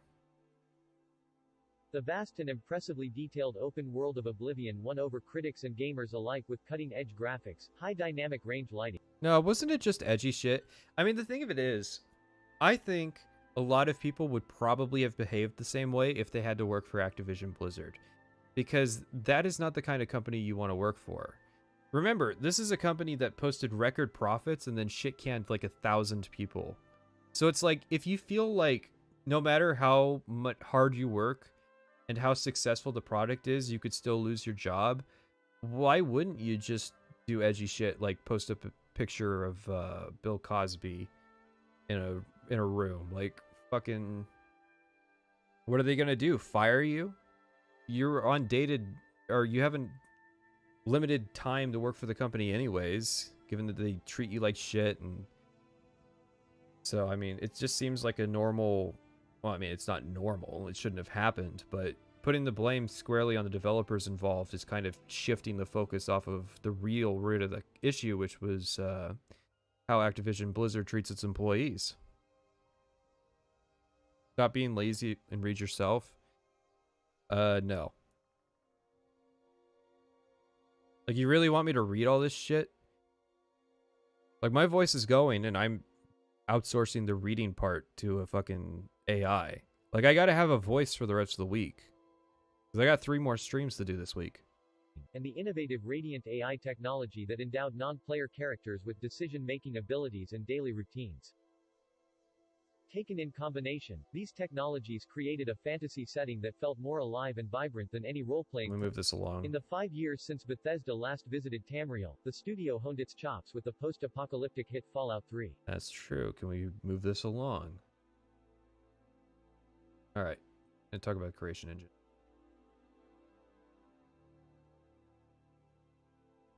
Limit reached. You have reached the 30,000 characters daily limit for standard Google voices. You gotta be shitting me. Why is every text-to-speech thing like this? Oh, sorry. Now we gotta play with RB and the Chief voices. There we go. Take it away. Though Skyrim's Nordic setting is a more rugged environment than the Renaissance festival Oh, feel no. of Oblivion's This isn't RB and the Chief voice. This is SCP announcement voice. Cyrodiil, the new setting isn't lacking in breathtaking views. To create a diverse country filled with steep mountain passes and dense forests, babbling brooks, and violent waterfalls, glacier coastlines and snowy tundras, Bethesda went back to the drawing board and rewrote every major system powering the gameplay experience. The result is the newly dubbed Creation Engine and Kit. The big things for us were to draw a lot of stuff in the distance so we have a really sophisticated level of Yeah, what the hell is that? Oh, you're blind? Well, pay up, fucko. detail, more so than what we've had in the past for how things stream in and how detail gets added to them as they get closer to the camera, explains Bethesda Studios creative director Todd Howard. Draw distances are great for creating those postcard-worthy landscapes, but the player's eyes aren't always fixed on the horizon. To give the immediate surrounding a more believable look and feel, Bethesda increased the emphasis on the play between light and shadow on the entire world because our worlds are so big all of the lighting has to be dynamic, Howard says. That's something we had a little bit of in the past with shadowing, but not on everything. Now we have it on everything. It just makes the whole thing a lot more believable when you're there. I mean, A lot of the environments. The part that fucks me up is that it didn't even prompt me for hey, here's how you pay to unlock the full voice. Because, like, probably would have. They want a good text-to-speech. But gotta read this shit. And Microsoft David's not that great. What about Microsoft Mark? Are dominated by the untamed wilderness, which look great thanks. Mark sounds the same.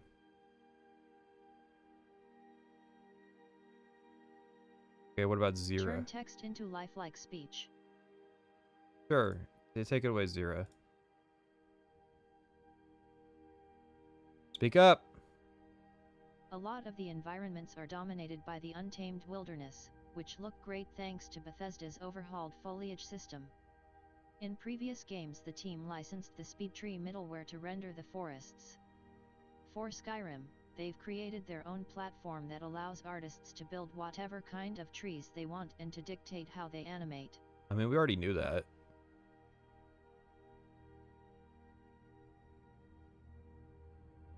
Artists can alter the weight of the branches to adjust how much they move in the How would a blind person even figure out how to pay? Well, that's the issue. The text-to-speech can't read it. They hit their word limit. wind, which is an effective way of, for instance, actualizing the danger of traversing steep mountain passes with howling winds violently shaking branches. Given its northern location and extreme elevations, Skyrim's climate is more prone to snowfall than Cyrodiil. To create realistic precipitation effects, Bethesda originally tried to use shaders and adjust their opacity and rim lighting, but once the artists built the models and populated the world, the snow appeared to fall too evenly. So you just add more noise. Like, what the fuck? It fell too evenly. That's what snow does. Like, if a foot of snow falls, a foot of snow falls at the same point everywhere. The only reason there's more snow in one point or another is because, you know, it slides off a roof or off a tree branch or what have you. To work around this problem, Am I taking notes? The answer's no, because they haven't said anything. a new precipitation system that allows artists to define By the way, that's going to be a recurring thing, because there's a lot of people who don't say anything. how much snow will hit particular objects. The program scans the geography, then calculates where the snow should fall to make sure it accumulates properly on the trees, rocks, and bushes. Bethesda has another 10 months before Skyrim releases, but thanks to the creation engine the world already looks much more stunning than its predecessors. The non-player characters also seem to be more intelligent thanks to alterations the team made to the Radiant AI technology. The Radiant AI technology introduced in Oblivion went a long way toward making the NPCs act in realistic ways. I will allow you a moment to spit take whatever you're drinking before we continue. Microsoft needs to intervene with 343 right now. The revisionists in that studio are changing the Halo games in the MCC rather than preserving the base games and just making additions.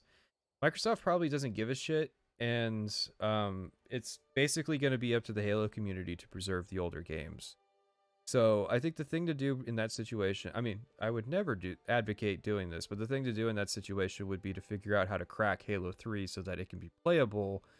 Like the campaign can be preserved offline without access to the MCC. That way they can't change anything retroactively.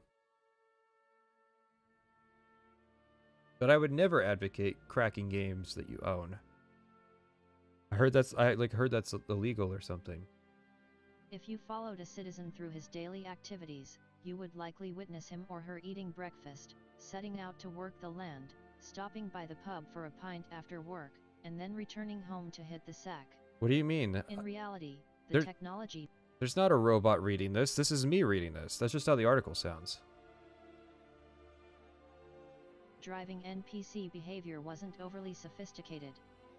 Bethesda could only assign 5 or 6 types of tasks to the townspeople, and there wasn't a lot of nuance to their actions.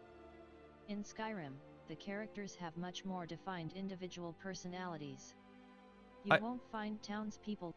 I think it probably isn't done that way. I think, again, it's that recurring thing of like the game of telephone that games journalists play. Where it's like, we came up with a snow shader and it kind of didn't work. And then they're like, they kind of heard how Bethesda explained how the snow shader works and we're like haphazardly taking notes. And then like a week later, we're trying to remember like, God, what did he say? Just diametrically generating glacial precipitation. Yeah, that sounds good. Loitering aimlessly in town squares anymore. Each denizen performs tasks that make sense in their environment. To impart the towns and cities with a greater sense of life, Bethesda has populated them with mills, farms, and mines that give the NPCs believable tasks to occupy their day. Yeah, but Oblivion had fucking farms. So I think this is going to be... Hang on. This is going to be the start of that Oblivion revisionism, where they like they kind of say that shit wasn't in Oblivion that was, in order to make Skyrim sound cooler. It's like, yeah, we came up with the idea that NPCs would have jobs, and it's like, no, NPCs had jobs in fucking Oblivion. They just weren't very advanced. You improved it, but you didn't create it.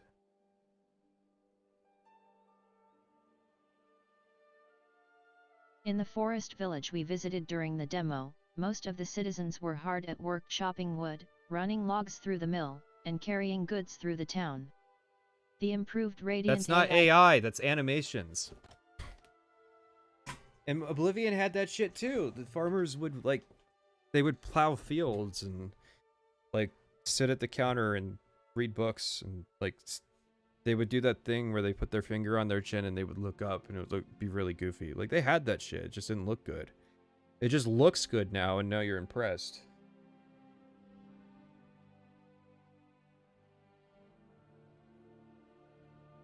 Technology is also more aware of how a citizen should react to your actions. As you perform tasks for them or terrorize them by ransacking their home, the NPCs develop feelings about you. If you're good friends with a particular NPC and barge into his house during the middle of the night, he may offer you lodging rather than demand you leave the premises. Yeah.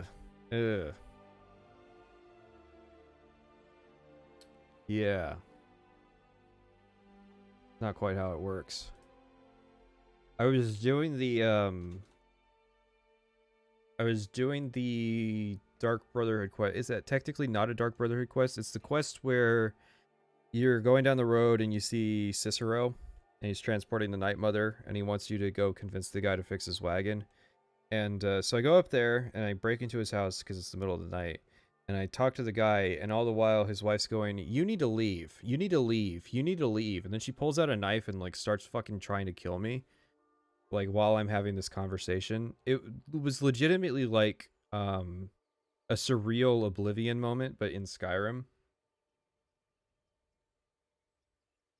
Ugh. Your friend would let you eat the apple in his house, Howard says. That's true because, like, when you're friends with NPCs, they let you take their stuff. So that part's accurate. If you swing your weapon near an NPC, knock items off their dinner table, or try to steal something of value. I mean, that stuff's all true too. Although I don't know if there's a positive reception to you, like, swinging your weapon indoors. The expansive Oblivion and Fallout 3 settings created a wonderful sense of place, but the robotic and unrealistic character animations sometimes betrayed the sense of immersion the environments imparted. No, that's a mask off moment right there. Literally the only difference is that they just add new animations.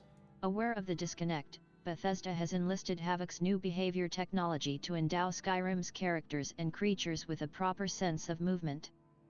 We looked at a bunch of animation solutions, and this is about the tippy-top state-of-the-art stuff out there, Howard says. I think we're the first real big game to use it. Havoc Behavior is a flexible animation tool that allows the developers to rapidly prototype and preview new animations and blend them together seamlessly with a few mouse clicks and minimal code support. Bethesda is using it to create more nuance in character and creature movement, govern special effects, and even to control how characters struggle to move when trapped in environmental hazards like spider webs. Characters now transition more realistically between walking, jogging, and running, and the increased nuance between animations has allowed Bethesda to better balance the combat in both first Yeah, we're all impressed. You have animation blending. and third-person perspective by adjusting the timing values for swings and blocks depending on your perspective. We definitely have made a significant jump in how it plays in third-person perspective, Howard proclaims. We were really bothered by all those increased YouTube videos people posted of people running in diagonals and how our games didn't have diagonal movement animations. That's basically the cope that's going on right now. Fidelity and diversity has enabled Bethesda to ditch the awkward dialogue camera perspective that... No, animation blending would have been new tech. Because before, if you wanted to have a diagonal run animation, then you had to create a separate animation for it, and then you would have to make an animation. Whereas animation blending allows it to be more dynamic. So think like you're running one way and you jump, and then as soon as you land, you start to run the opposite direction. In like Oblivion and Morrowind, it looks really janky because there's super fixed animations, but with animation blending, it looks a lot more natural. Paused the game and presented you with an extreme close-up of the person with whom you were speaking. Now camera stays in the same perspective used during combat and exploration, and players are free to look around while engaging in conversation. Rather than drop their activities to give you their undivided attention, the NPCs continue to go about their business while in discussion. Which I think is equally as bad because, like, there's a lot of clips in the Dark Brotherhood of me talking to a guy and he's, like, just straight up not looking at me because he decided that he would rather do that animation where they, like, lean up against the alchemy table and kind of just stare at it, not doing anything. Oh no, the enchanting table. For instance, a barkeep may continue to clean cups while talking, and even move from behind the counter to a seat. A mill worker chopping wood may engage in conversation without turning away from his duties, only occasionally glancing toward you during the exchange. Perhaps the most impressive use of the behavior technology is how Bethesda is using it to create the dragon animations. Yeah, okay.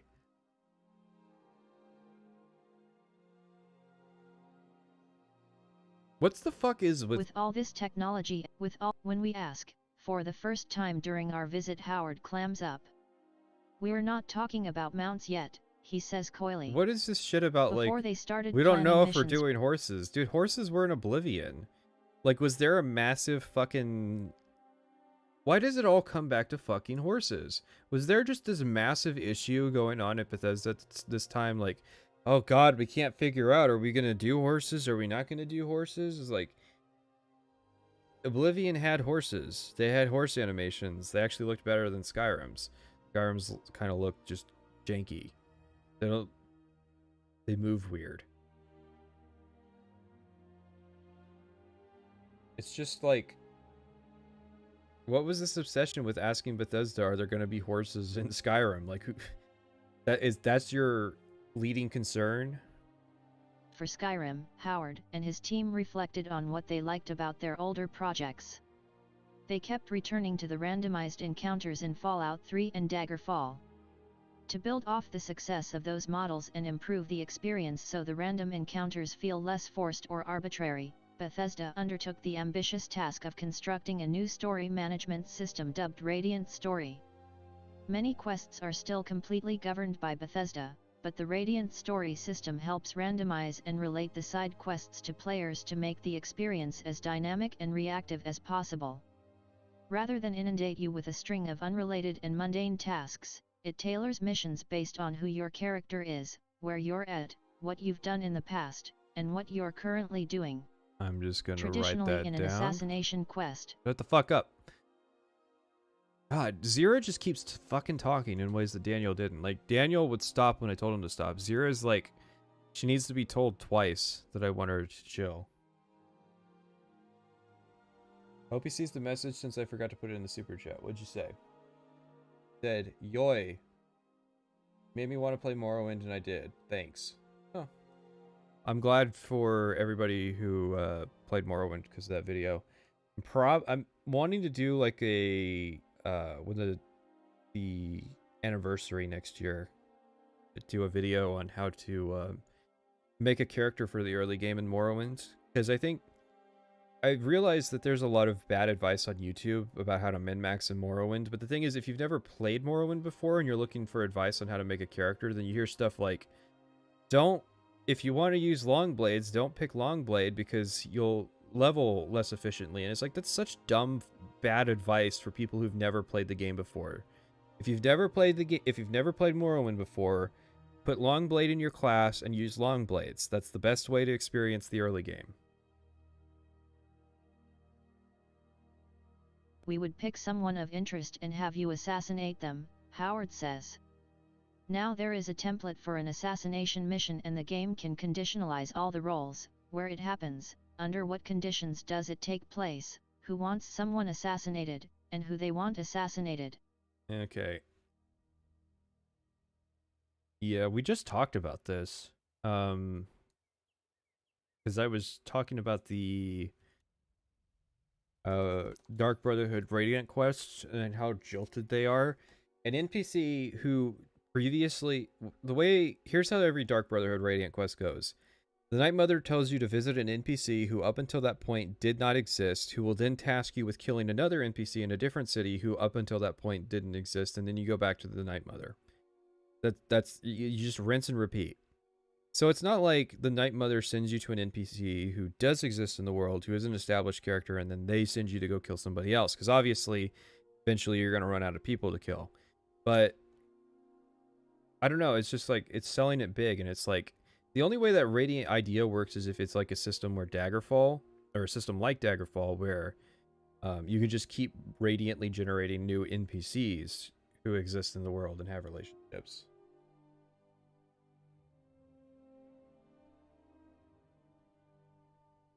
All this can be generated based on where the character is, who he's met. They can conditionalize that someone who you've done a quest for before wants someone assassinated, and the target could be someone that's definitely bullshit with whom you've spent a lot of time before. The Radiant Story system also helps deal with untimely deaths. Predicting player behavior in an open world is tough, as many often stray from the main quests and get into trouble by murdering quest givers. That's bullshit. At least if you're basing it on Oblivion. In Skyrim, if you kill a shop owner who had a few quests to offer, if you spend the time to get to know him, his sister may take over the shop and offer the quest that was formerly ascribed to him. The quest logic automatically picks up with pre-recorded voice work because Bethesda already assigned her that contingency role. Tread lightly. I'm very curious if any semblance of this contingency role idea even still exists.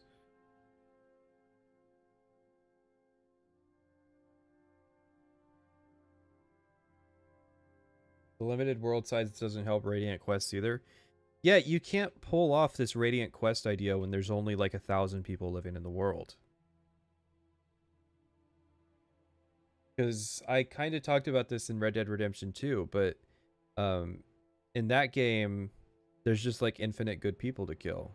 Because it keeps generating new NPCs. But if Red Dead worked more like an Elder Scrolls game, and just every NPC was an established NPC with a name and backstory, and then if you killed, they were dead, then by the end of your Red Dead playthrough, like, there would be nobody left in the world. Though, because she's not oblivious to your dastardly actions.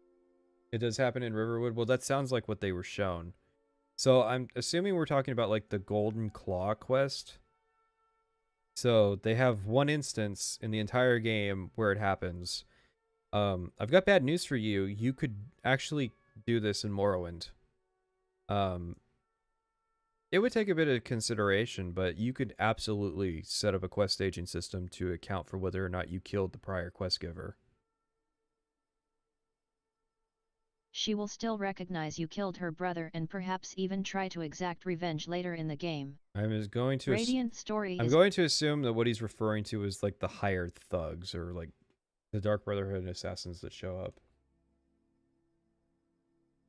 Also smart enough to know which caves and dungeons you've already visited and thus conditionalize. How is that smart? It's literally just a fucking boolean that says you either did it or you didn't do it. It's either 0 or it's 1.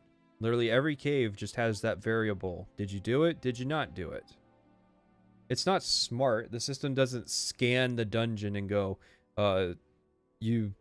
based on our analysis, you only killed 19 of the 32 targets, so this dungeon is not... No. It's super simple. Just you kill the lead person in charge of the dungeon, it flips the flag, and now it's cleared. Where, for instance, a kidnapped person is being held to direct you toward a specific place you haven't been to before, populated with a specific level of enemy. This helps Bethesda avoid repetition and usher the player into areas the team wants you to explore. The story manager is always watching you. If the goal is to avoid repetition, what the hell happened with the Thieves Guild? It does. I remember killing Yolanda. I assume you mean Ysolda, and someone else gave me her quest. Yeah, okay, so there's the Riverwood Trader is one, and then like the Bannered Mare is the other one. Are there any other examples? Because I mean... not to dismiss you. I'm not going to dismiss your next example if you go, oh, well, the person who runs the Hag's Cure and Markarth can get replaced. Like, okay, then I'll accept that maybe it is a thing. But I'm like, yeah, we talked about Ysolda earlier. I think she was one of the prime people that this idea was kind of experimented with. Can leads to strange random encounters as well. If you drop a sword in the middle of town, someone may pick it up and return it to you, or two guys may get into a fight over who gets to take it. One of those is true, the other one I don't know if it happens, but that's just... The story manager is always watching you. Ah, God, Zira, shut the fuck up. God. Why is it that the fucking girl AI tries to talk over me? The guy AIs didn't. Like, that's so weird. The fuck was I talking about? See, this is why we can't... Zira, this is why you can't talk over me. Because you're gonna make me lose my train of thought.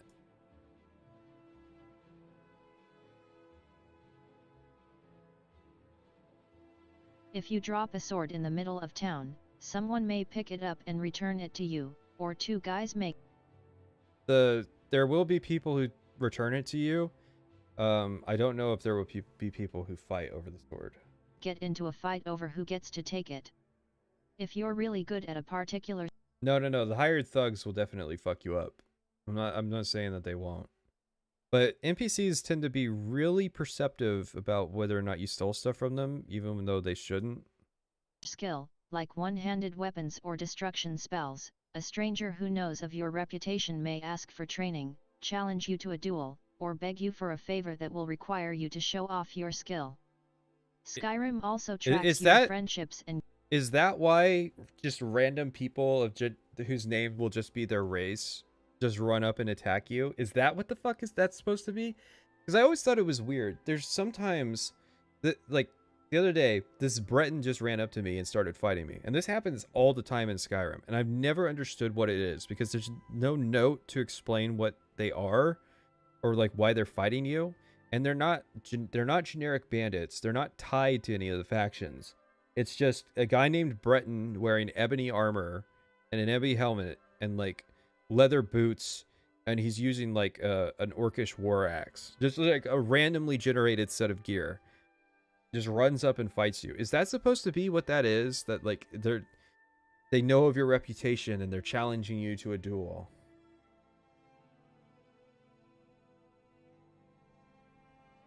Grudges to generate missions. Do a small favor for a farmer and it may eventually lead to a larger quest. That sounds like bullshit to me. There are favors, but I don't think any of them lead to quests. Some NPCs will agree to be your companion. Yeah, that's true. Like Findel. Radiant Story doesn't limit these new missions to encounters in towns. Like in Fallout 3 and Red Dead Redemption, a lot of random events occur while you're exploring the wilderness as well. What part of that is unclear? The part where they just ran up and started attacking me. Like, it's one thing if you're gonna if like, okay, wow, you're an impressive person of legend, but I think I'm better than you. One would think that they would start with a conversation challenging you to the duel and not just run up and fight you. There are a wide variety of these random encounters, says design director Bruce Nesmith. Many of them are things the player can interact with, some are not.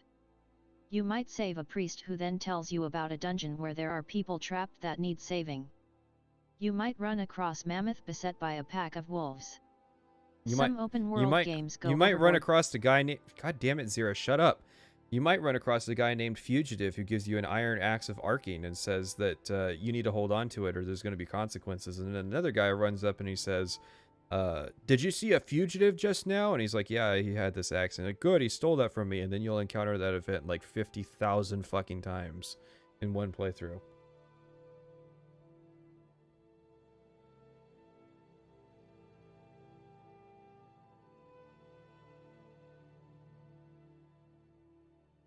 Well, the Dark Knight guy was the Dragonborn thing. He wasn't in vanilla.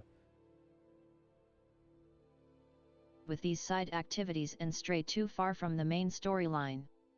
Bethesda is aware of this pitfall and is actively engaged in preventing the feeling of being overwhelmed by the Radiant Story missions. Skyrim still has several months of development left, but after seeing the technology... Alright. That's that article done. I think we're gonna start to wind things down here. So we got through the we got through the G4 TV interview. We got through 1, 2, 3, 4, 5, 6 articles. So pretty good. We'll just chat with chat for a bit and move on from there. So a surprising number of donations tonight. The last time we did this, I didn't make hardly any money. Because, and that was just like with half the viewership. I would get like 1/10 of the money. So, I do appreciate everybody who donated. I guess I'll pop it back up on the screen. Where is it? The schedule. So we're going to be back Wednesday, 4 p.m. Eastern Standard Time. We're going to be watching the Making of Oblivion documentary and the QuakeCon 2011 demo. And then on Thursday, same time, we're going to be watching Dime Tree's video. Whatever that guy's name that does the Stormcloaks and Imperials video. That is Metatron's video. See, it's going to be impossible for me to remember that, because if I have to look something up, then it's impossible for me to remember. And then we're also doing White Light's video on Thursday, and then Saturday we're doing Zero Punctuation's video, followed by a very, very lengthy stream watching Salt Factory's video. I assume it's going to be lengthy. I assume that it's not going to be like last time where the chat vetoes watching the video. So, I've been playing Requiem, and the Highwayman holding you up for money is responsible for 7 out of 10 of all my deaths early game. Yeah, some of the mods aren't particularly balanced towards the early game. You can definitely feel that, like, default Skyrim's pretty good for the first 20 levels, but then all the mods try to focus on after that, because that's when Skyrim kind of shits the bed. So, I can understand why that would be.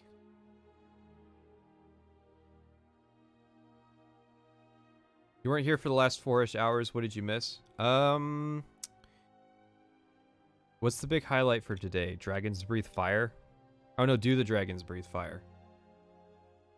I like Salt Factory, but his Morrowind video was so disappointing. Am I thinking of the right Morrowind video? Let's look. Salt Factory. Was Morrowind as good? Oh, fuck. Yeah, I know what you're talking about. I think didn't he use mod? Oh yeah, the preview has mods. Yeah, he's one of those. Metatron is more of a history YouTuber. Yeah, I think that's the intention behind the video, is that it's sort of a alleyway Jack style of like doing historical comparison.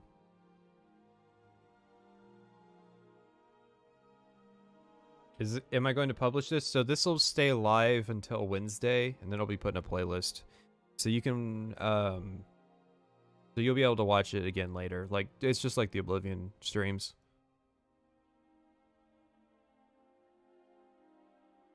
I'm staying strong through no Nostalgia Critic November. Yes, remember, you can't watch Nostalgia Critic this month, or you have to put his face as your icon. Why are most of the quests in the Civil War quest line so lame? That's a very good question. I don't understand. Like, it's because, like, I guess 90% of the effort went into the premise that, like, there was no effort left over for the actual quests. Because it feels like such a waste that such a good setup ended in just go to this fort and just, like, fight people for 5 minutes, and then you've taken that area. Yeah, we'll probably talk about the Ebony Warrior. We'll probably talk about a lot of the bosses in Skyrim, because there's some questionable stuff.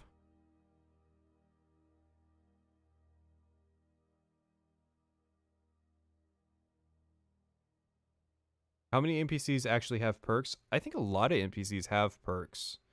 I think that they'll have like 5 or 6 perks is the deal. Most NPCs' damage is scaled off of like their level, which is based on the player's level.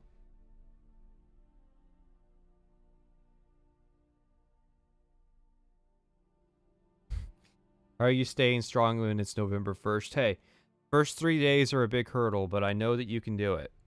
I know that you can not watch any Nostalgia Critic videos this November.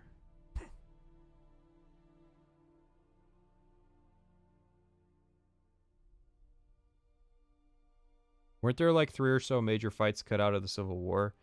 I believe that's what the cutting room floor says. So, you know, take it with a giant grain of salt, because the cutting room floor has been wrong before. I asked those guys about that, and they basically said, I don't know, why don't you go check the data files if those voice files exist? And I'm like, what the fuck? You guys are peddling yourself as a wiki of having information, and I go ask, hey, like, is this shit authentic? Because I'm, like, doing research here, and they're like, I don't know, why don't you go find an Xbox copy of fucking Oblivion and go data mine it to see if those Wes Johnson Breton files are still in the game? And it's like, no, you made the claim that those are in the game. You gotta fucking prove it. So, now I have to take cutting room floor with a big grain of salt, because that was their attitude towards me. Which is pretty good, because I don't think any of them knew who I was, which is very important. If they knew who I was, they might have given a different answer.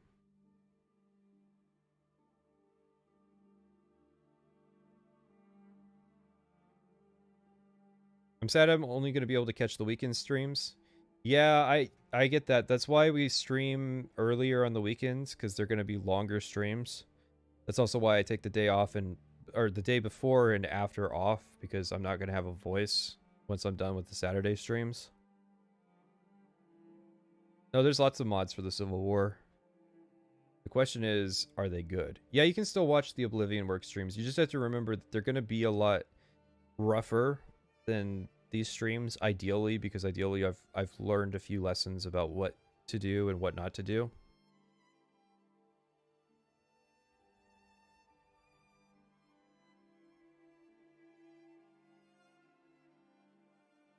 So, I recommend all Lover's Lab mods. Very necessary for an authentic experience. It's true. How can you play Skyrim without big tits? Alright, so we're going to wrap things up here. If you want, you can join the Discord. We have an announcements roll that'll tell you when we're live, because YouTube doesn't. Or you follow me on Twitter. I post on Twitter when we're live too. Or you just pay attention to the schedule, because the schedule says when I'll go live. And I hated waiting all day to do the stream, but you know, I gotta stream when people can watch, and this is the time. YouTube notifications are kind of shit. I'm sure a lot of people are turning them off because they don't want 35 notifications on their phone that every time I go streaming. So join the Discord, get the announcement roll, or you can join the Discord and post in the research channel if you find anything. There's a chance I already have it though, so where can you find the Oblivion streams? Go to the channel page and look at playlists. You should see it. Anything else I need to advertise? I mean, no, I don't think so. So yeah.